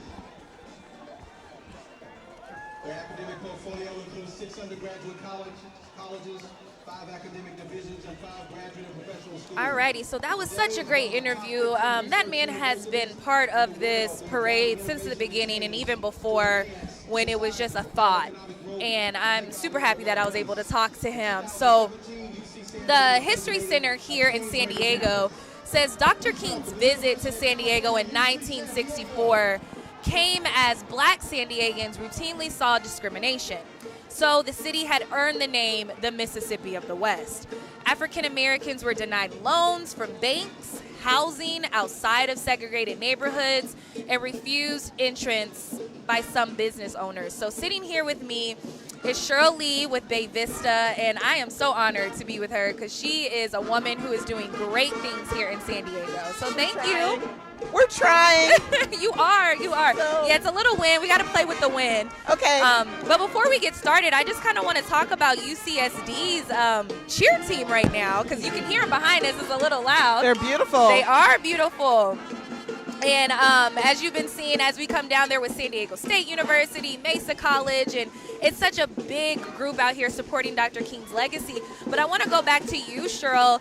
And as I said before, a lot of African Americans were denied loans and banks and housing. And I know that you're a part of it here in San Diego to kind of help turn that in a different direction. So talk a little bit about what you're doing here. So I was a banker for years, so I understand that problem. But for the last 11 years, I've been working with a local nonprofit called Bay Vista. We are a 53-year-old African-American nonprofit. Wow. Born here in San Diego. Our mission is affordable housing, but we are very familiar with the fact that most of our folks have to generate some additional income to maintain an apartment or to buy a home. And so, consistent with Dr. King's message of financial freedom, we are trying to do our part with that. Bay Vista has kind of extended its goals, not to just affordable housing, but to also embrace some of the nonprofits in the city. Wow. Nonprofits that do affordable housing, that do religious things, that do a variety of different things. We are trying to nurture and grow them. And so to that end, we opened a Synergy Co-working Center. Wow. In Escondido. Or you know what? I don't know why I'm saying wow, because I have heard about it, and congratulations. Oh, thank you. So tell a little bit about our viewers about what that is and how they can go there. It is a co-working forum specifically designed for nonprofits, but we take a little bit of everybody. You can be a Flex member or you can rent an office. Okay. We opened our first Synergy Co-working Center in Escondido in June of 2018. We have just opened our second center at 6785 Imperial Avenue, which is the Old Boys and Girls Club building. And so Bay Vista actually bought the building, 18,000 square feet, and we opened Synergy in it, but also we've renamed the building Lisbon Vista Village. And housed in the building already is Heartbeat Music and Performing Arts Group, and the second location of the San Diego Code School, and our second location of Synergy Co-working Center. Wow. So we're doing all that. You know, one of the things that Dr. King emphasized in his I Have a Dream speech is faith. Yes. And faith is the cornerstone of everything that Bay Vista does. So in our own little corner of the world, we are trying to transform the jangling discords of our nation into a beautiful symphony of brotherhood, which is what Dr. King talked about in his I Have a Dream speech. Yes, and San Diego itself is such a melting pot. Like, as I look around right now, you see so many different families from different ethnicities and neighborhoods, people that are your neighbors here. And it's just beautiful to see after all these years, because he would have been 91 on Wednesday, that his dream is still living right here in the streets of San Diego. Yes, and we're trying, not only did he talk about financial freedom, but he also talked about equalization, and everything was faith-based, and because we are faith-based, we're trying to do our part with that. But we're really happy to be back in San Diego and Southeast and in Canto, and we want everybody to come out and see us at the Synergy Co-working Center. Tell them again where they can find you at. that? 6785 Imperial Avenue. Most people know it as the old Boys and Girls Club building. It's now called Lisbon Vista Village because about 4 blocks from there, Bay Vista is in the process of building 24 single-family homes. They are, which we're calling Lisbon Vista Heights. Awesome. So we've named the building Lisbon Vista Village. But as I said, Heartbeat Music and Performing Arts Center is already there. Okay. The San Diego Code School has just opened with us. And we did a beautiful job decorating Synergy Co-working Center. So we really want to see everybody come down and be a part of it and either rent an office or be a flex member. But we're trying to get back into the community, to our roots. That's awesome. But okay, I have to switch gears a little bit because I want to know, who's your favorite so far in the parade? What have you seen? What has been your favorite part so far by being down here? So I have to say this because I'm an adjunct at Miramar, but I loved the San Diego Community College. So, no, you're being and the biased. Chancellor, I am. But I haven't seen all the musical and dance groups yet. So I don't have a favorite yet. But there are a bunch of parents standing here with me with Heartbeat Music and Performing Arts Academy. Oh, yeah, so we're waiting to see them. Waiting. Trust and believe they are coming up soon because, like I said, there's 180 organizations participating. Wonderful. I've been in San Diego 35 years, and I have watched this parade grow. And honoring Dr. Martin Luther King is something we really have come out to do in the last few years, and so I'm so excited to see it. We have. Thank you, Cheryl. You are so welcome. Anything else you want to say? Because I'm just loving the vibe and the energy, synergy that you're giving right now. Anything you want to leave these viewers with at all? No, I just want to say that Bay Vista is really happy to be back in the community we were born in and investing in our community. It was a big endeavor for us to buy this building, and we just wanted to be successful. So come down and watch the kids at Heartbeat practice, or sign up to learn code at the Code School, or come rent an office from Synergy Co-working Center. That's all I want to say. Awesome. Thank you so much, Cheryl. I'm so glad we were able to do this. Thank you. Awesome.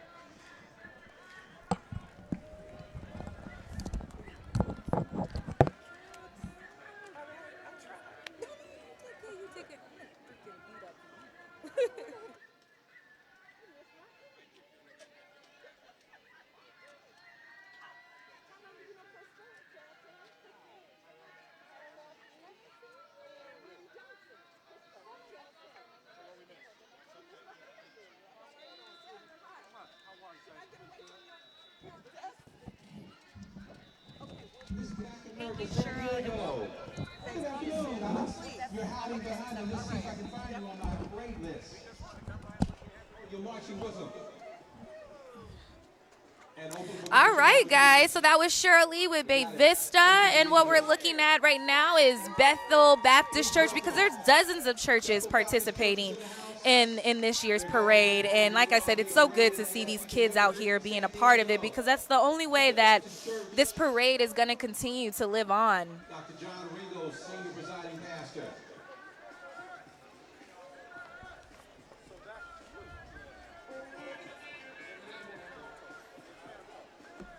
Sounds like I hear a little Kirk Franklin and stomp there in the background.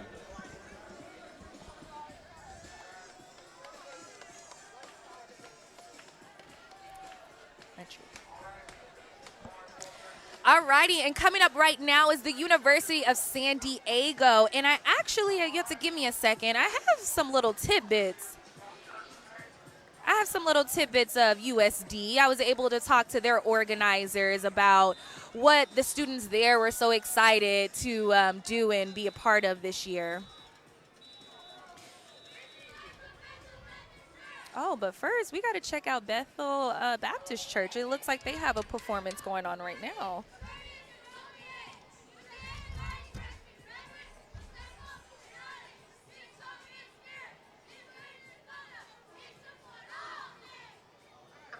And if you can't hear right now, they're just talking about what Dr. King stood for and his legacy. And this is actually so beautiful because these are all young men of all ethnicities and different colors, and it's so beautiful to see them together doing this.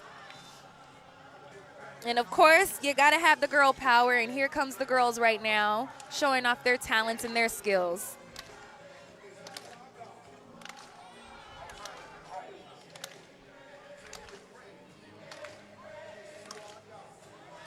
as I was talking with Cheryl Lee, she made a good point that Dr. King's legacy was based off of faith as well. He pushed faith and believing in God and knowing that he has you, your strength, and that's somebody you can lean on. And that's what these little girls are performing, a gospel song right now.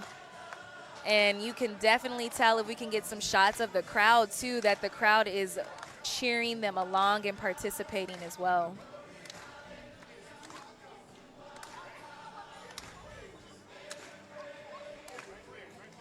And you have to give these kids some credit, because this takes a lot of courage to get out here in front of all these people to do this performance.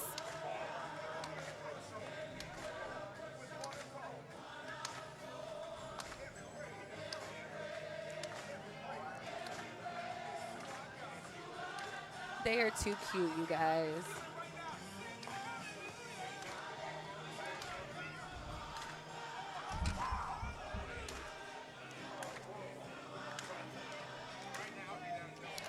And I want to shout out my team right now, that the ones that you can't see behind the cameras, they are doing so amazing to be able to bring you guys this complete live stream and coverage of the annual Dr. Martin Luther King Parade. We got Zach on the camera, Mario is doing his thing, and we're just so excited to be a part of this and be out here part of the community.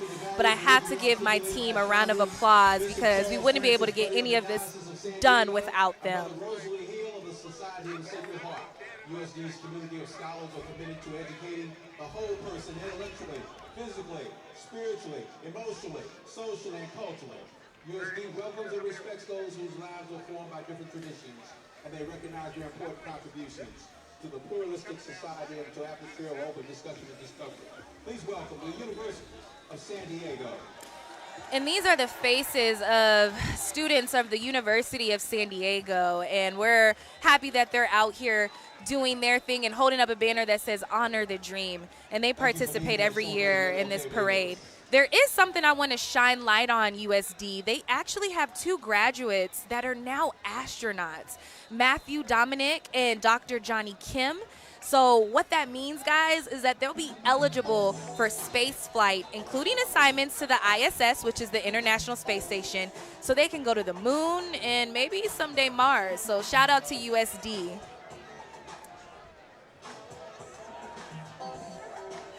And like I said, it's so great for these college students to be out here participating, specifically the University of San Diego.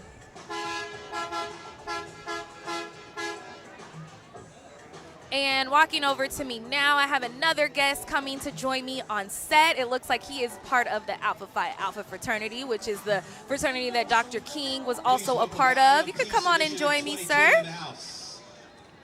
This is live television. This is what we do. So go ahead and throw on that headset and let's start chatting.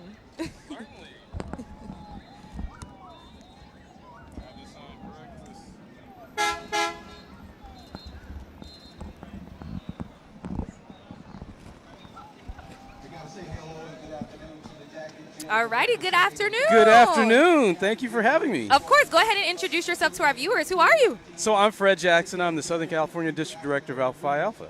Nice, which is also the fraternity that Dr. King is a part of. It is. Dr. King was a member of the fraternity. He was initiated in Sigma chapter back in Boston in the 1950s, I believe. Okay. And of course, phenomenal man. Yes. You know, stood for just peace and love, and just happy to be here. Awesome. Okay, so let's talk a little bit about, well, first, let me just go ahead and get straight to it. What's the favorite thing about the parade that you like? Like, what are you looking forward to?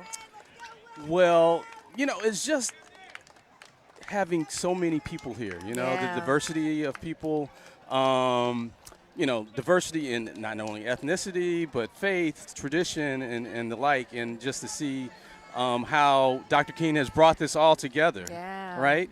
You know, some 40, 50, 60 years after he's assassinated, you know, assassinated. So, you know, it's phenomenal to come out and see so many people come together and celebrate his legacy and his life. I agree with you. That's probably one of my favorite things is just looking around and seeing the different types of people from different neighborhoods. And not only here in San Diego, but from North Cal. We had a school from Arizona that was here. So it just shows how big of an impact that his legacy still has, you know, for today. And his message, right? Yes. His message then is still resonating, and it is even more important today. It is, you know, especially given in today's society. yeah, definitely with everything that's going on in our world, in our country. I agree. And so his message transcends, you know, the decades and the years. So to see folks to come out and to celebrate his legacy and embrace his message, I think is a powerful thing.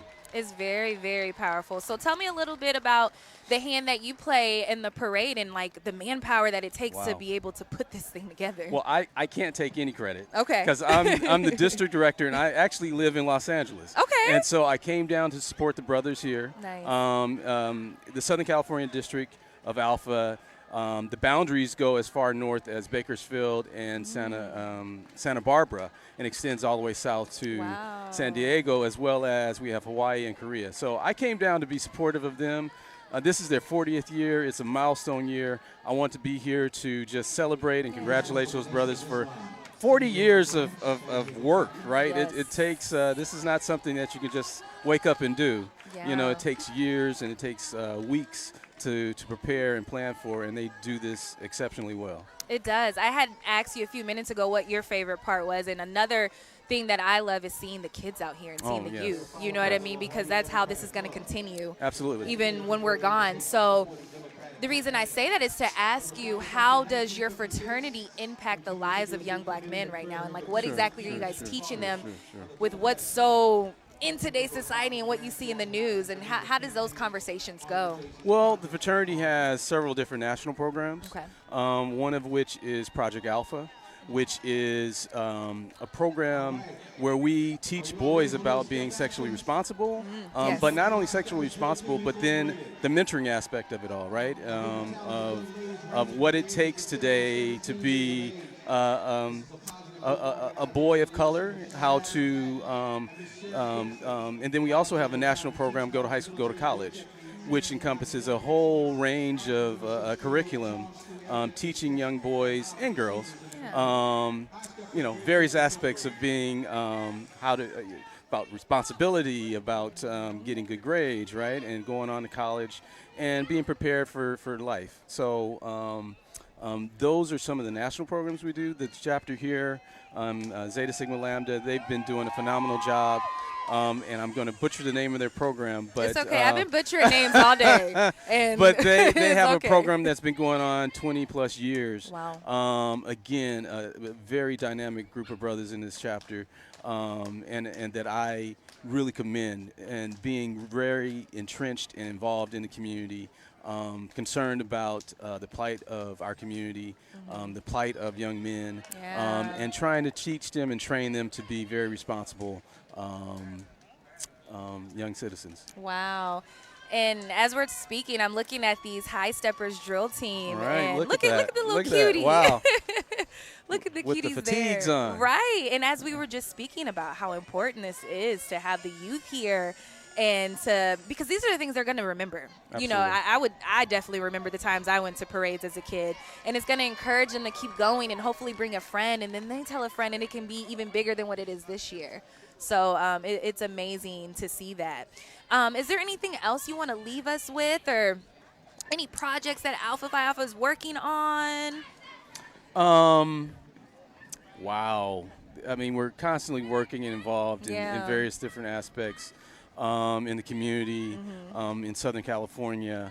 You know, I would just say, you know, in this day and time, again, I think it's incredibly important that people remember and embrace and try to be, you know, try to show love, respect, and peace, right? Yeah. I think those three things, I think, are the things we need to walk away from this weekend and service. I think Exactly. service is another thing. It's one thing to embrace and have those different characteristics, but you got to go forth and be a servant in the community and try and help someone else. Yeah, you have to give back. I mean, Right. I feel like that's what helps the world go round, and it Right. keeps that humility, True. within all of us. So I completely agree with you, and I appreciate you talking with me. I do have one more question for you. Sure. Do you have children? I do. I have 2 children. I have my son is 15. Uh-oh, teenager. Yes. We're in that age bracket now. Yeah. And then I have a daughter who just turned 12. So Gotcha. yeah, I'm going through Yeah, the you're in the midst of interesting it. right, a little interesting period here. But You're in the midst yeah. of it. Well, I asked, not to impose, but just to Sure. ask, what is it that you tell them? What are those words of encouragement? Because you do see, unfortunately, a lot of high suicide risk, or like you said, like kids not being mentored as much as they could. So what is that conversation you have with them to help them just kind of go out into the world and face it head on? Well, I think one, you have to, I believe, not to get this Sunday, right? It's Sunday. You have to be grounded, right? And I'm not going to preach, but I think you need to be grounded in who you are, right? Yeah. And I think that starts at the home, right? It does. And being confident, having that assurance, having that love and support, I think that helps you, right? And then I think the other piece is, in terms of instilling in them not only the faith, but to say that, you're in this thing not by yourself. You have a whole community. You have family. You have a community. You have your extended uncles in the fraternity. Right. And others, right? And that whenever you feel that you need some help, you just need to say hey, we're going to rally and come behind you. It's a village, right? Right. And so understanding faith, community, village, and I think instilling that sense of confidence, right? I think That's key. I think folks needs to understand that you can do it. You're not the first nor the last to be walking this earth. Yeah. And if others have done it, you can do it too. And yes, it might be a struggle, it might be a challenge, but if you fall back on faith, your community and village, you will have the confidence in yourself. And then also, I think other thing, taking pride, right? Yeah. Pride in, Dr. King and others who've gone before us, who've laid the groundwork to know that, I don't come from some junk, I come from a rich legacy, and to honor and respect and to uphold that legacy, and to do my best to, as we were talking about earlier with the kids, to leave a legacy for the next generation behind us. Exactly. So. That's amazing. Thank you again. This is a Well, great conversation. Thank you for having me. I didn't know what we were going to talk about when I came up here. It's but okay. A lot of people get camera shy and they're like, what? And I try to make it as comfortable as possible, but you did amazing. You did good. All right. But I will say, you didn't do as good as these cuties right now. I know. Look at Well, them. Look at that. See, I'll need Bengay. Loosen up them knees. Oh, before. Before. This is before. Now, afterwards. My gosh. I'm trying to see. This is the Diamond Dolls. Wow. This is the Diamond Dolls, and they're Diamond dancing in Dolls. honor of Dr. Martin Luther King Jr. They are fantastic They are group. full of spirit and black pride. Yes, they are. Thank you again. I Thank appreciate you this for so having much. me. Of course.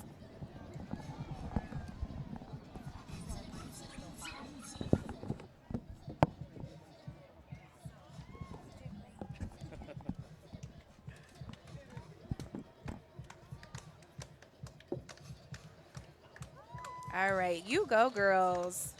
You know what? I actually remember this group from last year, and I think they were my favorite, Mario. I think they were my favorite. Yes. And the reason why they're out here showing these good talents and these good moves is because I have to remind you, this is a friendly competition. And I know you can't see it from here, but if you look to the right a little bit, or I can look to my right, there are some trophies back there. So they're going to be awarding the best float, the best performances. And look at that little cutie behind, bringing up the rear. You go, girl. You go, Miss Thing. So gorgeous. And it takes so much courage for these for these little boys and girls to come up here and to show how hard they've been working for how many weeks or months to do this. So that was amazing. Thank you, ladies.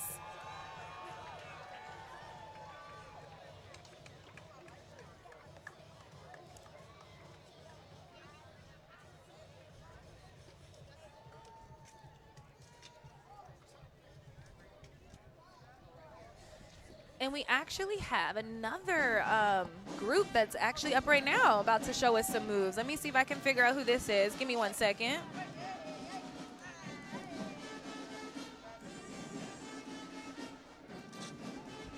If I'm not mistaken, this actually might be the Heartbeat Music and Performing Arts Academy, if I'm not mistaken. Oh, okay. Okay.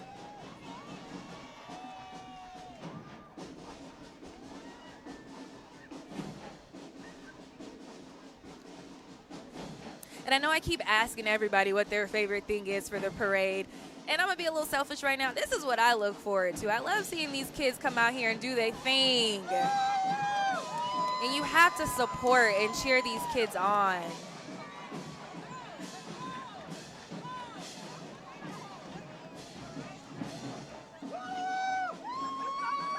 And this is the Heartbeat Music and Performing Arts Academy. They're committed to creating outstanding musicians and performers.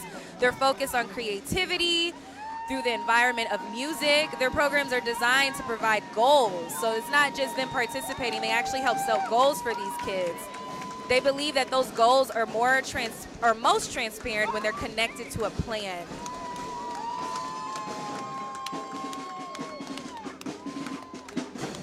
And another cool thing about that little group is that their mentors, they help assist them in preparation for college life and building those relationships with those directors and those deans, specifically at historically black colleges and universities.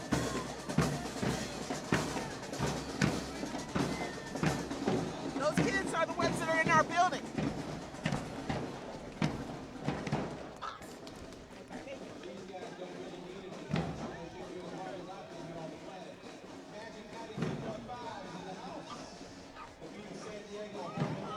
And coming up is something that you probably turn your dial to and you listen to. I know I do. This is Magic 92.5, the beat of San Diego, home of Jagger and Christy. And Jagger and Christy, if you guys are listening, I listen to you guys every morning.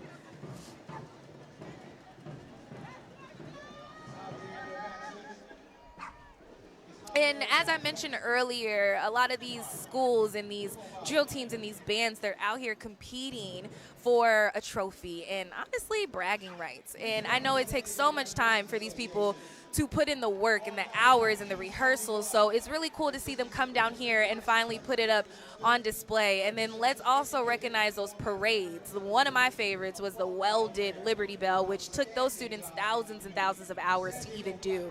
And it's just amazing to see what an idea can turn into and to see it displayed for your family, your friends, and the entire community here at San Diego.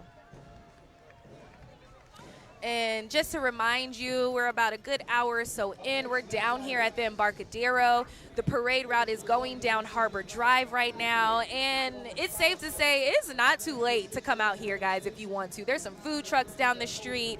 I'm here if you want to come out and speak to me. And the parade goes on until about 5 p.m. and I'm pretty sure there's going to be some other things going on after. But it's just great to kind of see your neighbors come together and put something together like this and display their talents and their skills. But not only just here in San Diego, but there's people coming from all over, Arizona, Northern California. This is one of the largest parades, not only in our state, but in the country. And this is the 40th year, and I expect it to go on for many more.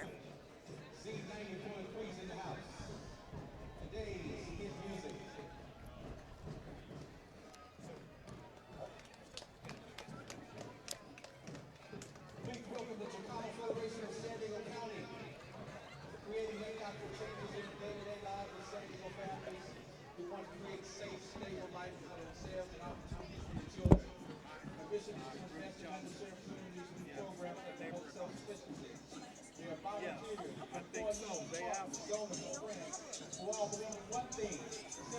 opportunity. They approach the commitment to the goal with the highest level of responsibility, professionalism, and integrity and focus on what matters. Thousands of individuals and families who turn to us for assistance every day. The Chicago Federation of San Diego County, good afternoon. Up next, the Martin Luther King Jr. Democratic Club is in the house. Right. No, you're good. It's just.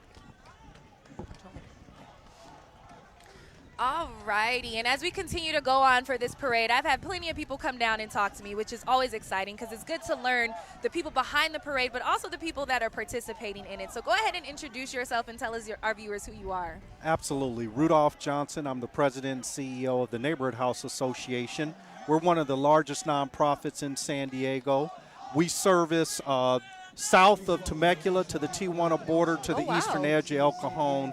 22 social service programs under a continuum of care model, and it was our pleasure to be here today. It was, and correct me if I'm wrong, I remember seeing you guys participating in the parade. Did you have the little kitties dressed in? Okay, yes. Talk a little bit about that. So every year we serve around 6,000 0 to 4-year-olds in our early Head Start and Head Start programs. We wanted to bring an assortment of those children out, representing the community at large, and to help us celebrate this legacy of Dr. Martin Luther King Jr. Amazing. And I think what I noticed is some of them were dressed up. So did you guys encourage them to dress up what they wanted to be when they were older? Or? So by site, we have about 60 sites in the San Diego County. They elected to kind of dress up and showcase their own talent, and we embraced it and allowed them to make a choice, and today it all culminated in our marching down the parade route. That's awesome. And how does that impact the San Diego community? Because I know that helps bring a lot of, what should I say, families together, or one less thing they have to worry about. So can you speak a little bit about the impactment on families here? So the Head Start program is very near and dear to my heart as president and CEO. In 1968, I actually went through this very same Head Start program right here in San Diego County. So you're a product So of I'm it a as well. product, yes, and I'm proof that it works. And through a continuum of care, we move them through our community of care, wrap around the family, and our goal is to produce leaders in this community, i.e. the man that's sitting before you today. Gotcha. Okay, and if you could speak a little bit about what it took to get everybody together, because you guys had a big group. We had did. a big group. Sure. What it took to get everybody together to come down and participate in this year's parade? So like I said, we have about 22, 23 programs that we run on a daily basis. Everything from early childhood education to senior care to mental health. And so we approached all of our programmatic employees and said, you know, let's get our clients out, let's get our families out, let's get employees out. And what you saw today was the culmination of all of that. It was. And just a moment now, I just want to highlight the Alpha Kappa Alpha sorority coming down right now, which Coretta Scott King was, of course, a part of. So it's good to see these pretty ladies in pink as well participating in the parade. And I just want to ask you and just talk a little bit about what is your favorite thing? I've been asking everybody that I've been interviewing, what is your favorite thing about the parade? What are you looking forward to most when you come out here?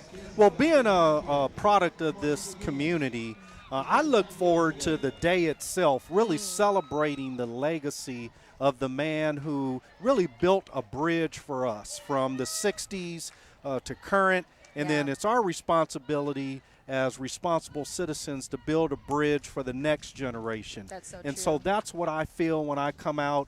I love to see both sides of the street in line. And let me just give a plug to Omega Psi Phi Fraternity Incorporated, because they'll be coming shortly. And you know what? I remember them last year, and they definitely made it known they were coming down. So I'm interested to see. Yes, absolutely. See them come down. Yes. And what you guys are looking at right now is some steppers with AKA sorority. And as I've been saying, that this is a competition, and these kids come together to put their talents and their skills and to fight for some bragging rights at that. So is there anything else you want to leave us with before we say goodbye to you? Well, I just want to say thank you for having me on. Thank you for all that we do in the San Diego County to support organizations like the Neighborhood House Association and other nonprofit organizations. It works. I'm living proof of the fact that these organizations produce productive leaders, and I want to see that into the future. Nice. nice. Thank you so much. I appreciate you speaking with me Thank today. you. Thank you. It was our Alrighty. pleasure. All Americans through service, leadership, empowerment, and implementation of the 5-point programmatic thrust: economic development, educational development, international awareness and involvement, physical and mental health, and political awareness and involvement. Faithfully serving the San Diego community since 1938, Delta Sigma Theta San Diego Alumni Chapter continues to support the mission of the sorority through its annual scholarships offering youth mentorship programs. Delta Academy for girls ages 11 through 14, Delta Gyms for girls ages 14 to 18, and an annual Black History Essay Contest. Delta, Sigma, Theta, and San Diego Delta Foundation. Good afternoon.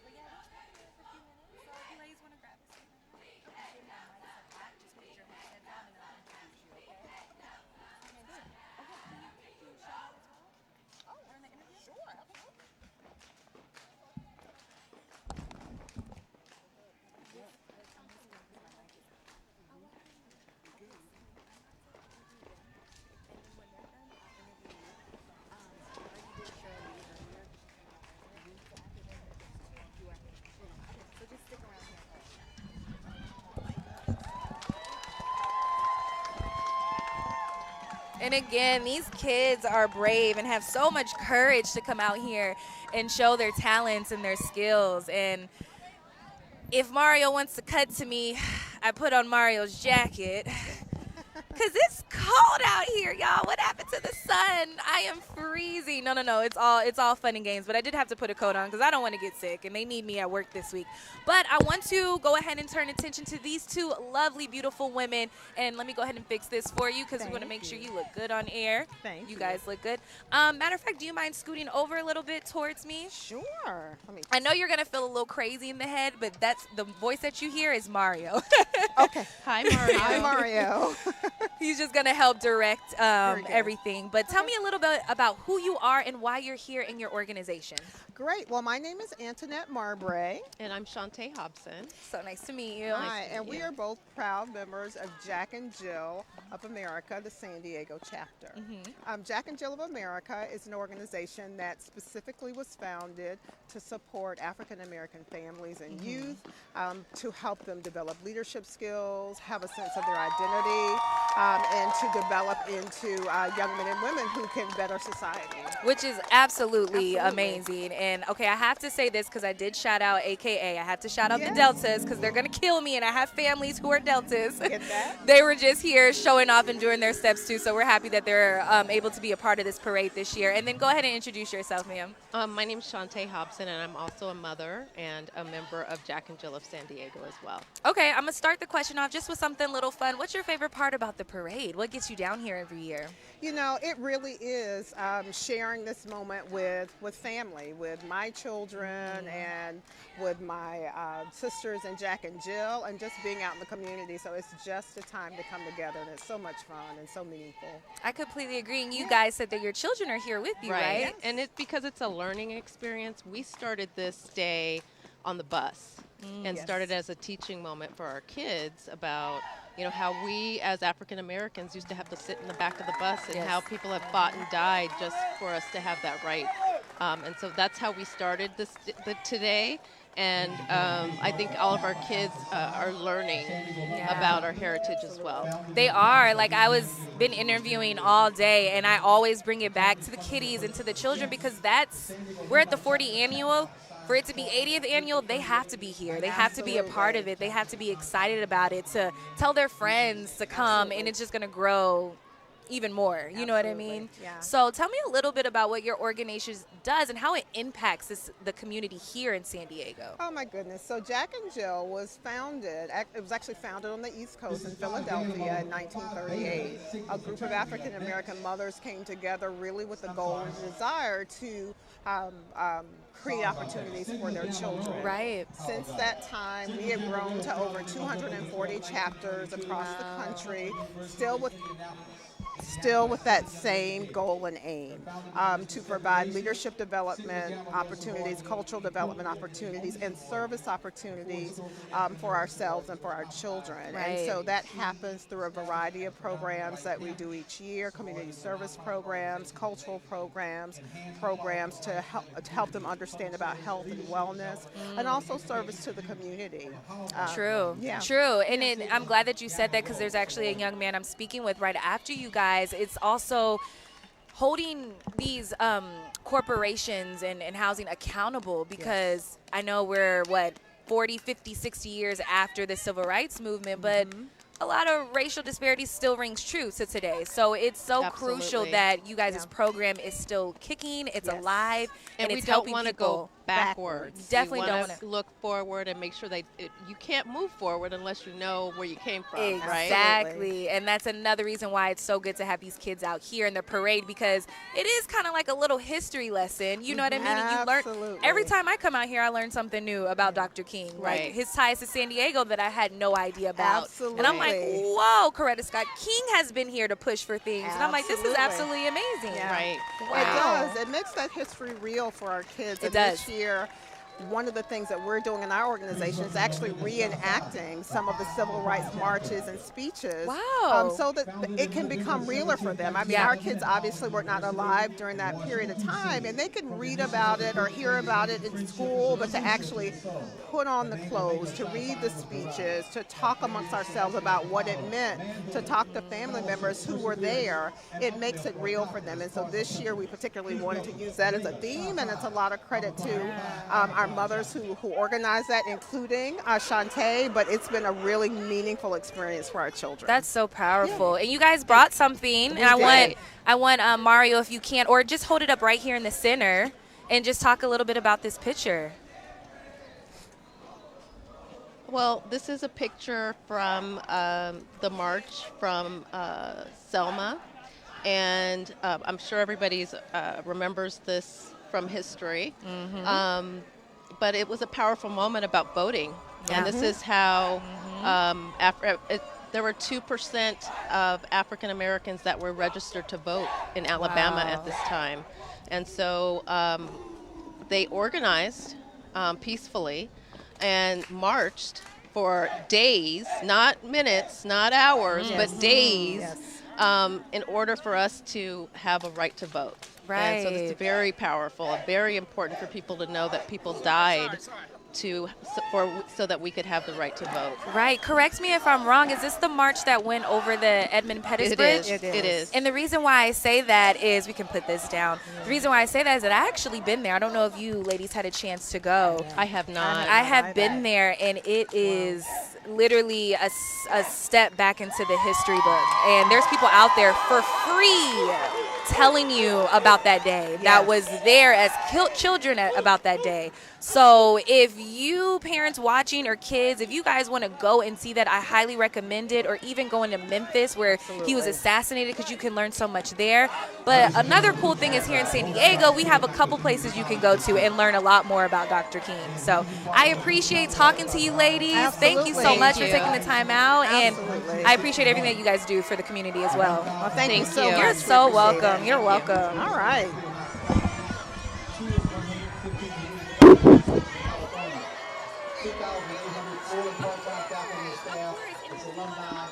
More than 27,000 students who enroll each year are major contributors to the East County. Rosemont Fairmacker Community College District. Every man must decide whether he will walk in the light of creative altruism or in the darkness of destructive selfishness. We must use time creatively in the knowledge that the time is always right to do right. The function of education is to teach one to think intensively and to think critically. Intelligence plus character, that is the goal of true education. An individual has not started living until he rises above the narrow confines of his individual concerns. And what the students here are doing are just reading famous speeches from Dr. King. Not the longevity of one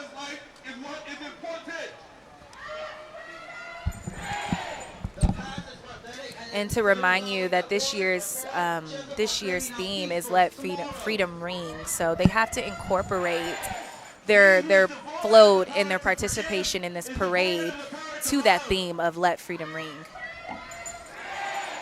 There can be no deep disappointment where there is not deep love. I have decided to stick with love. Hate is too great a burden to bear. Please welcome the Sharp Healthcare and Equality Alliance. As they embrace the wisdom of celebrating equality.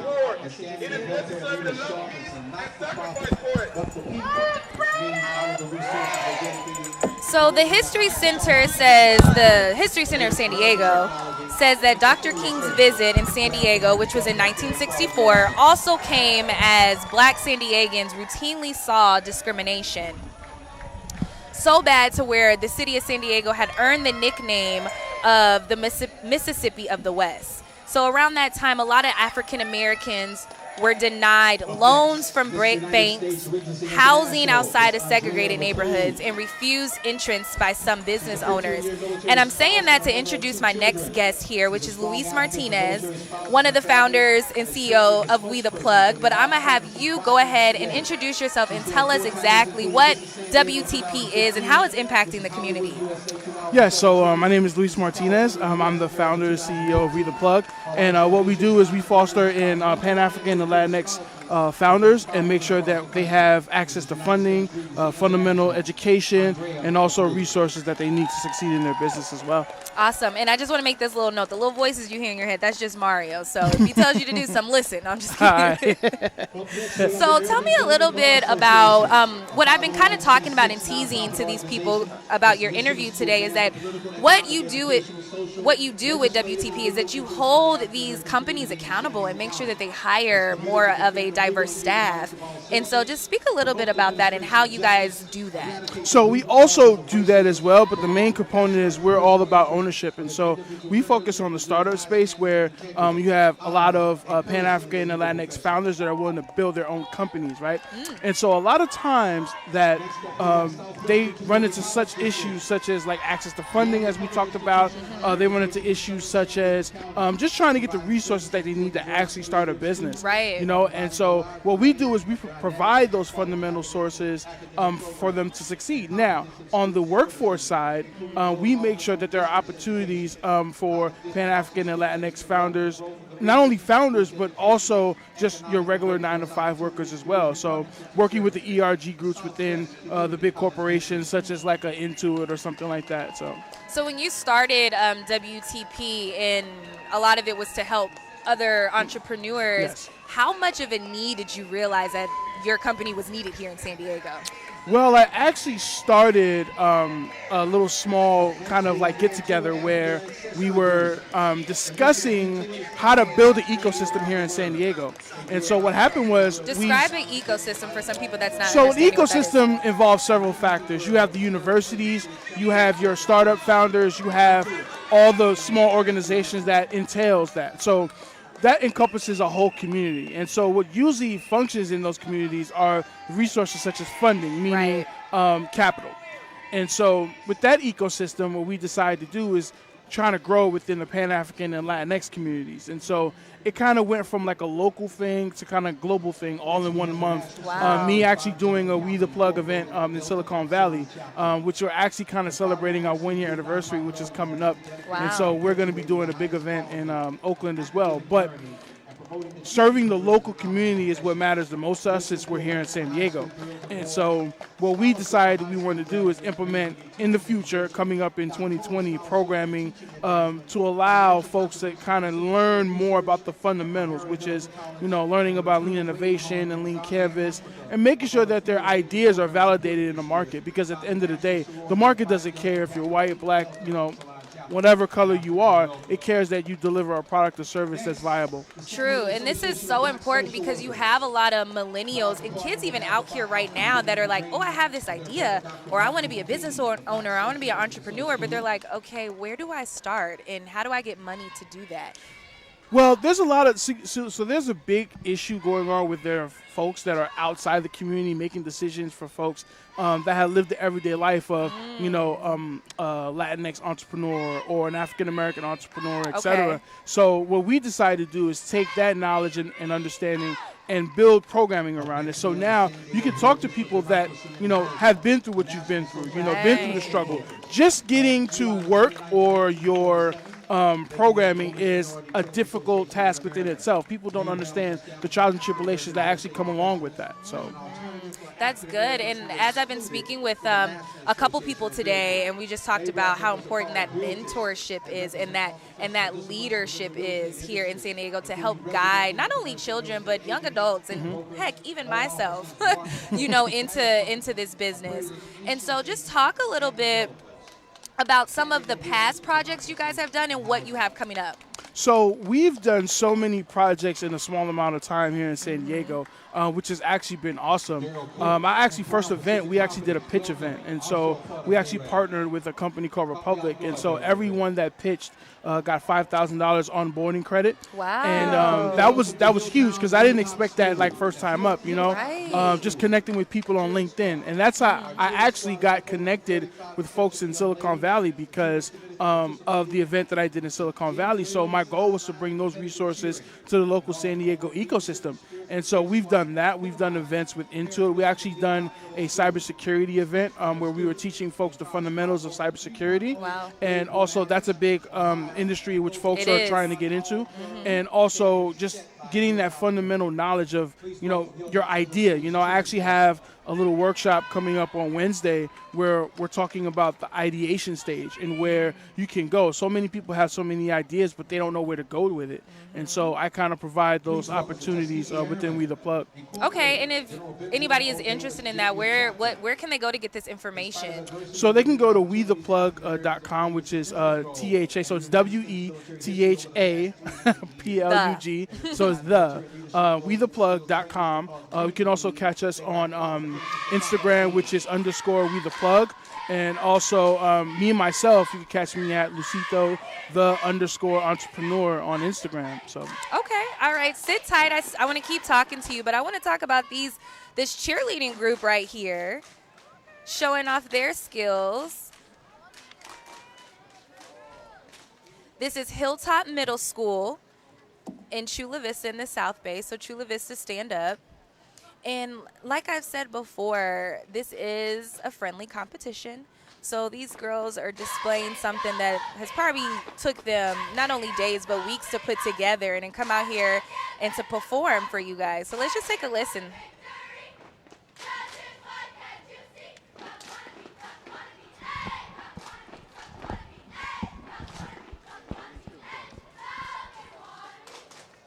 Free food, free information. Show up, that'll be your name.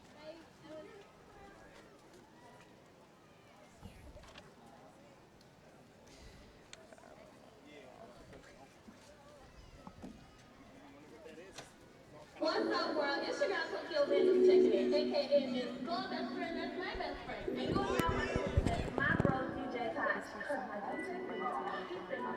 Oh, love DJ, that's not DJ, that's not DJ.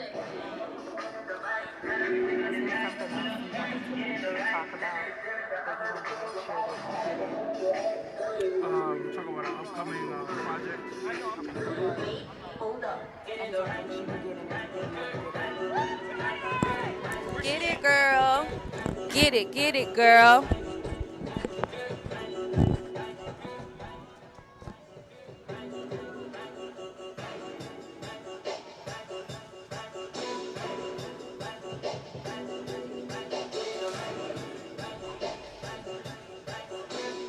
I can tell you right now, guys, that there's so many proud parents and family members right now out here and enjoying the show because look at these kids. They are so talented. I don't know about you, Louise, but I definitely couldn't do that cartwheel. Nah, I couldn't do it neither. No. When I was in high school, I was strictly on the basketball team, and so they used to do all those, and I said, wow. They was cheering for you. Yeah, okay, yeah, gotcha. There you go. Well, now we're sitting here cheering for cheerleaders. Yeah. And they're doing amazing. They're doing such a great job. Good job, ladies. Go Falcons. All right, Luis. So go ahead and tell me a little bit about the current and recent projects and stuff that you got kind of coming up that people can be a part of or look forward to. Wow, we have so many things that's coming up in the new year, 2020. I know it's a cliche to talk about 2020 vision, but we're really focused on that this year. And so we're actually going to be planning a kind of a We the Plug celebration event in Oakland. And so what that is we're going to partner with a nonprofit, Represent Ed. And so what they do is workforce development stuff. And so they work out of kids in the community college system in Oakland to get them ready for the workforce. And so their program is based out of Cal Berkeley. And so we're partnering with them. And then we're also hopefully partnering with some big tech companies to partner for this event. So that's going to be great. I'm also going to be speaking at Startup Grind Global Conference as well, talking about more diversity and inclusion. And so we're going to be doing a kind of a town hall meeting to discuss why only 2% of funding is only going to Pan-African and Latinx founders. And so kind of getting to the bottom of that and, trickling that information down to San Diego as well. So that, and we also have some big programming coming up. I can't really talk about the details, but it's going to be very special, and I can't wait. It's definitely going to be something new and different here in San Diego, and unlike any other program locally. Okay, well, we can't wait to hear about it and look about it and see what you guys are cooking up and have in store for us. But I just want to say this, that I know a lot of you at home are watching, whether you're watching us on our website or our Facebook page, or some of you are out here right now, that believe in your dreams. Because I know Luis personally, and this was just a dream, and I had a dream of being a journalist, and that you can actually do it and you can make it, and try to find those mentors and people like Luis and I who are part of these programs that are able to help shape our youth. And just know that you can achieve anything that you want to do, and you can be anything that you want to be. And that rings true with Dr. King's legacy, especially with his I Have a Dream speech. So thank you so much for joining us, Luis. No, thank you. And also I want to thank my partner in crime in We the Plug, and Christiana Russell, because without her, even though We the Plug would have still existed, it wouldn't have gone as far as it has without her. So I definitely want to give a show of gratitude to her about that. So. Special shout out to Christiana. Hopefully I can have her on and I can introduce you guys to her in the near future, because she's amazing. Another dominating Black woman here in San Diego that is doing big things. Yes. So thank you so much, Luis. I appreciate it. You're welcome. That was nerve-wracking.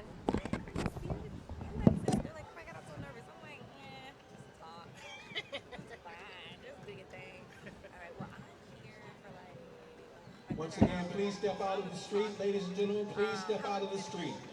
Thank you.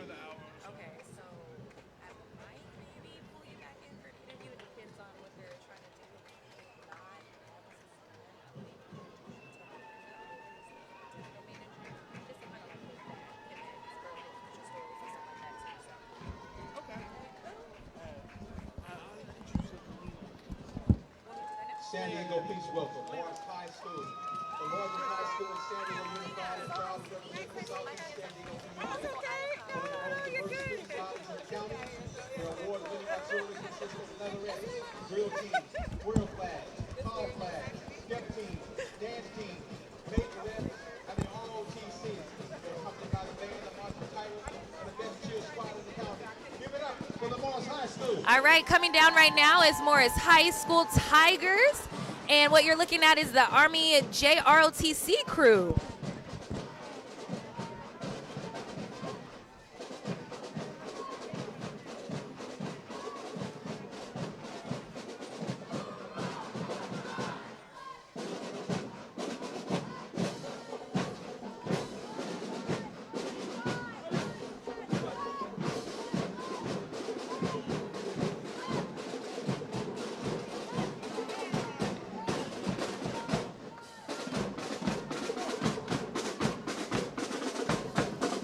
As we've been saying all day, these kids are so talented, and they're able to come out here and put their talents on display.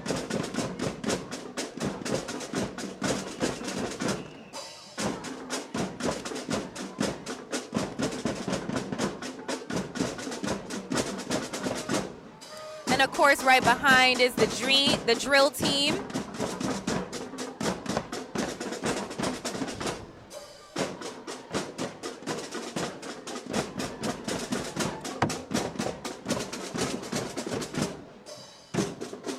And as I've said before, this is a competition. So these ladies are going to strut their stuff and show us what they got to the sounds of their own band team.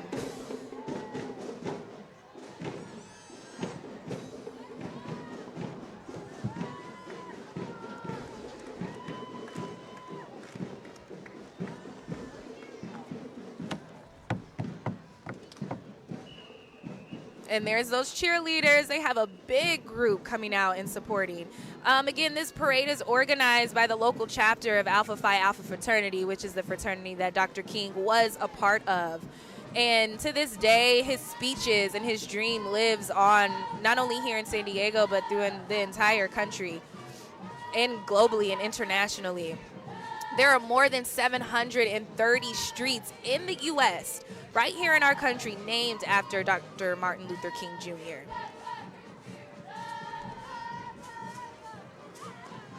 And one little thing that I actually learned about Dr. King this year is that, which I'm kind of embarrassed to admit, is he went to college at the age of 15. So these kids that you see right now, these teens, Dr. King was a teen once, and he went to Morehouse College in Atlanta at the age of 15. Talk about genius.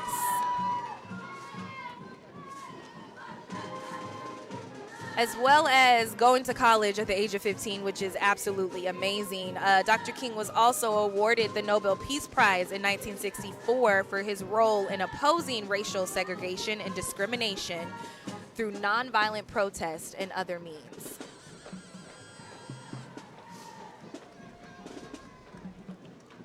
And right now we're coming on the top of the hour of 4 o'clock. We've got about like a good hour left of the parade today. And I know a lot of you are just hanging back and chilling because it is a 3-day weekend. Tomorrow is Dr. Martin Luther King Jr. Day. And in 1983, President Ronald Reagan was the president that signed that into law.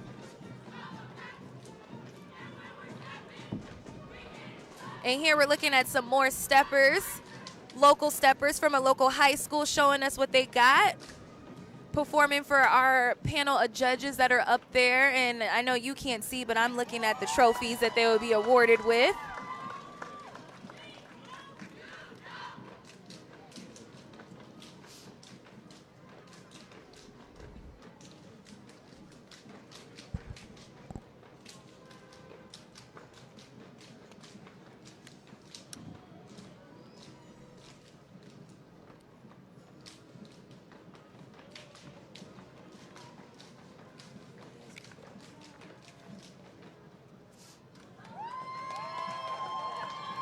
Great job, guys.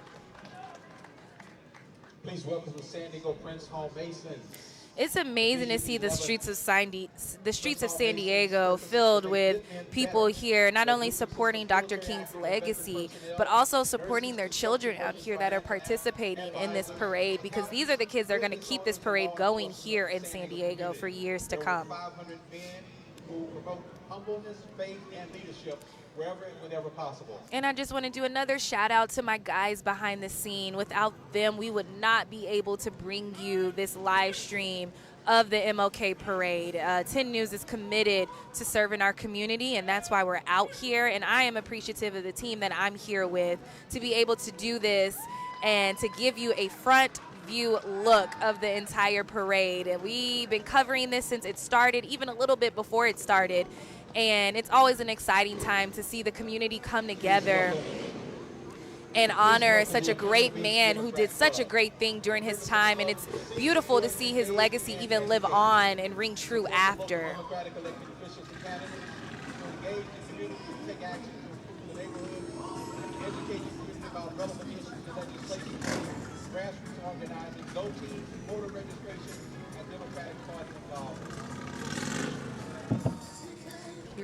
And what you're looking at is the Imperial Beach Democratic Float. Our Central San Diego Black Chamber of Commerce is in the house. And then right behind is the Central San Diego of Black Commerce as well. Up next, we have the San Diego Links Achievers. The San Diego chapter of the Lynx Incorporated each year identifies a Vail High School senior who has distinguished himself in academics, sports, the arts, and community. And this group of young men that's coming up right now is such an honor to see, because these are our young men that are going to be able to help continue pave the way and hold Dr. King's legacy true. And I'm actually excited to see what they got going on. It looks like they're about to perform for us and the judges, so let's take a look. Has awarded over $1 billion in scholarships, laptops, and computers.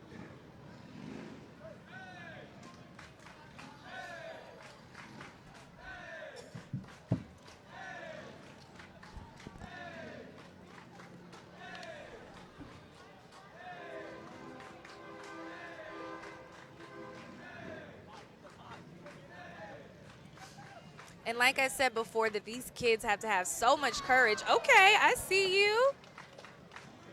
These kids have to have so much courage to come out here and to perform in front of hundreds, if not thousands, of people here in San Diego. And it is a friendly competition, so they are fighting for that trophy, but also bragging rights. And I am just honored to be here to watch these kids do their thing and show us their talents.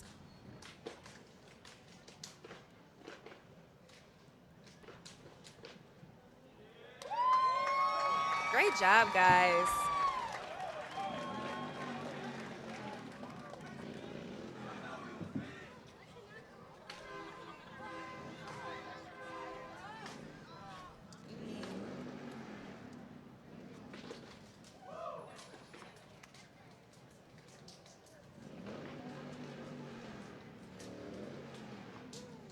And you guys, this is harder than it looks. Believe it or not, I used to be a stepper in junior high, so it's been a while. I'm not going to tell my age, but it's been a while since I've done it. And you definitely have to have some coordination and some coordination and some rhythm to be able to do that. 1748 was best known for its contribution and the greatest utility principle. Support for those actions. All right, guys, like I said, it is still so much more to see and so much more parades and floats to be a part of. So if you still have time, come on, come down. We still got an hour to kill. Come and see me. Come talk to me. Come converse with me. And right now what you're looking at is the ACLU of San Diego's chapter. Next up, ACLU's in the house, the San Diego and Imperial County.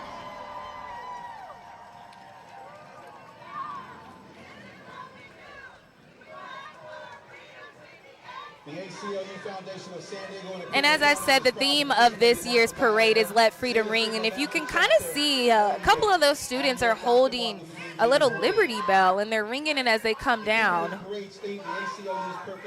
Nice shot. Thank you for pulling that up there. And the Bill of Rights to apply to every person and their affiliate vision. ACLUF SDIC's entry will honor Dr. King's courage and determination to speak truth to power. Good afternoon to the AAACE, the African American Association. And another thing that Dr. King stood for and would try to push is just that culture of change. And in order to change, you have to start within yourself, but also be a servant and give back to the community and help your local homeless, your veterans, and just give another hand to somebody else, because that's what helps keep this humility within this country. And I know you hear that. This big old 18-wheeler coming down, honking their horns. What is this, the San Diego Teamsters of Imperial County?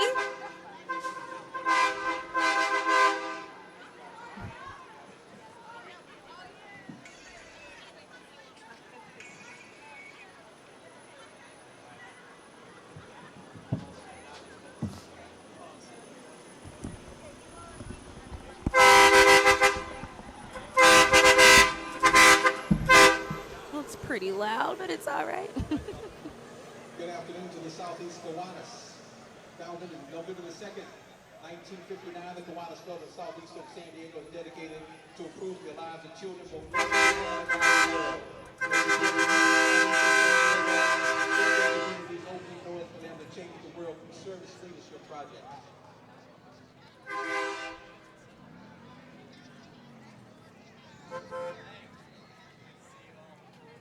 Good afternoon to the San Diego County Salon 141. Fighting for a cure for our special needs children with cystic fibrosis. Good afternoon.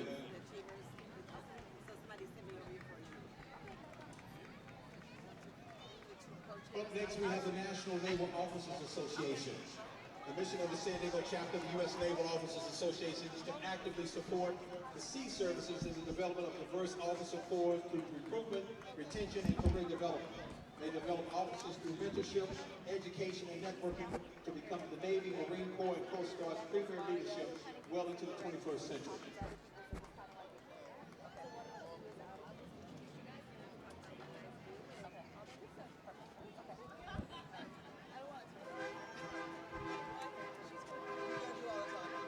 Good afternoon to the Olympic workers. IBEW 569, EWMC in the house. Representing over 3,200 unionized electrical workers throughout San Diego and Imperial counties in commercial, residential, and industrial work in leading the way of renewable energy through training and education. IBEW 569. So you mean only two of us?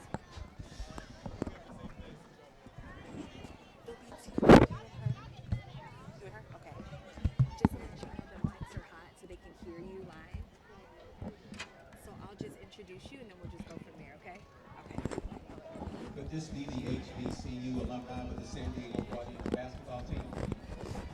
I just have to guess. It was the Mercedes we got. Welcome.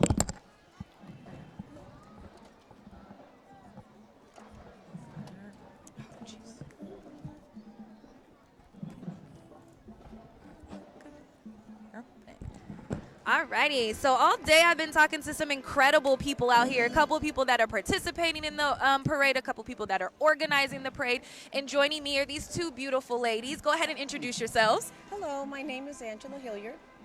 Hi, I'm Eleanor Muhammad. I'm president of the San Diego chapter of the Links Incorporated. And your crew just went past, Yes, right? yes. And they performed a little bit. So talk a little bit about those guys.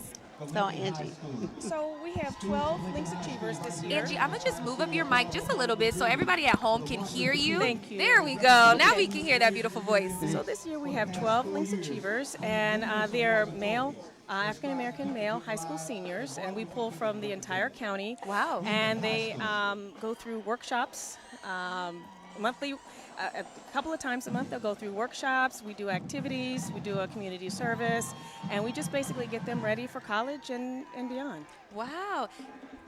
And how impactful is that for these, because you said they're seniors, right? Yes. So how much of an impact does that make in their lives? Huge. A lot of our seniors, our achievers come back, and they are accomplished attorneys, doctors, political activists. I mean, they come back and congratulate us on the program. It's an incredible mentorship program, and we're just so proud of it and the impact it does have in the community and actually in the nation. Right, and I've been speaking about that all day about how important mentorship is, Yes. and kind of like massaging and coaching these young black men or young black women or just anybody from any descent, and how important that is. And like for this parade to last for 40 years, I know it's going to last for even more. Absolutely. So just talk a little bit about those kids. So are they handpicked? Do they volunteer, or how does that go?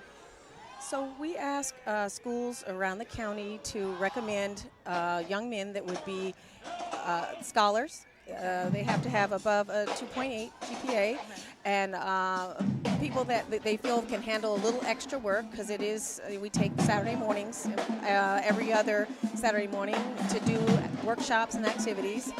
And we do take recommendations from the community, but that's kind of how we find our achievers. And they absolutely love the program. This is a spectacular day for us because some of the alumni achievers, like she mentioned, will come up to us. They love to help with the program. We have former achievers helping with the staff and with the workshops and being mentors, and we've been going for 34 years. Wow. So we're very proud of the program. That's amazing. And just talk a little bit more about the program. If there's like some parents watching that's like, you know what, I kind of want my son to be a part of that. What do they do? How do you prepare them for real life in college? Well, we actually have mentors from our community. Okay. And so we have professionals, bankers, attorneys, doctors, educators come in, and it's a 6-month program. So there's a huge commitment because they are, and it's every other Saturday. So it's really, it's hands-on, but we choose people who look like them and who are successful, who can motivate them, because I think in a community like this, it's where it's 5%, it's huge for them. And some of them, they don't have that mentor, that people that look like them. Exactly. And so we look for men. So the recruiting is twofold. We're looking for our young high school seniors, but we're looking for accomplished men of color to come help us with the program as well. So it's a twofold. And like I said, to see these young men come back and tell their story, it's huge. Wow, you touched on such a great point as far as seeing somebody that looks like them. Like, even myself being in this industry, I get little girls that are like, oh my gosh, like, I can do that. I see her, Yes. you know what I mean? Yes. And even just seeing the presence makes a huge difference. Let you know I can. Exactly. So this is amazing, and I'm going to just be frank here. I'm a little upset I'm just not hearing about you guys, because I know some young black men in the community that I know would they should be happy to be a part of this program. So that is completely amazing. Well, it's Thank not you. too late. Keep us in mind. Well, we're looking for juniors, Okay. people who are juniors right now. We're starting to do our recruiting for next year, the 2021 Achievers. So there'll be information to come out, and we have a website. It's the yes. San Diego chapter of the Okay. Links Incorporated. Okay, say that one more time so people at home San can hear Diego it. chapter of the Links Incorporated. Gotcha. Is Yeah. there a particular process they need to follow for this application process? Yes, there'll be an application process, and there'll be an interview, because we're trying to mirror real life. And as they get prepared for college and beyond, they'll be going to interviews. They'll be having to get their resumes together and their transcripts together, and so we'll ask for those things as well. And let me ask you this. This will be my last question. What keeps you coming back and doing this? So this is my 3rd year being the chair, one of the chairs, and in the beginning it's hard because I'm trying to teach them how to RSVP, kind of what I expect of them out of Achievers. And I usually get frustrated then. But as I continue through the program and they start to learn the purpose and they start to RSVP on time and they start to show up on time, they're dressed in the appropriate attire. And by this point in the program, they've also met alumni achievers who come back and speak to them about what it means to be an achiever, how it has affected them, and the family of brothers they become part of. They stand up straighter. They are on time. They RSVP. And I'm at the point in the program this year where that's where we are. They've learned kind of things I need them to learn in order to be achievers. And by the end of the program, I'm ready to do it again. Because you're like parents. You're like proud. You're so proud. I mean, it can be stressful in the beginning. You want to pull them, but it's like, you know what, this was worth it. And I'd like to mention one more thing. Yeah, of Our course. Affair of Honor is April 5th. So save the date. It's going to be an amazing program. It's a luncheon. Okay. So we'll have that on our website so you can see us about coming. But that's a great way to see the end of the program, how it all comes together. So April 5th? April 5th. All right, jot save that the down, date. everybody. Yes. Okay, good. Thank you so much, ladies, for having coming us. over here and talking with me. I appreciate it Thank you so for much. having us. Thank you for having us. Of Mhm. course. Thank you. Bye-bye.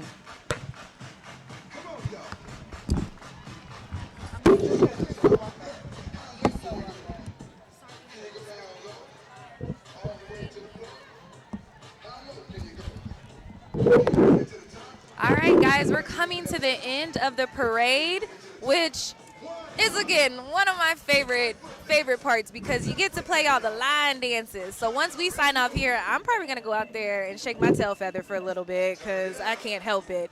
But I'm so glad for all of you guys that have stuck around to watch us, whether you're watching on our website, whether you're watching on our Facebook page or at home on our app.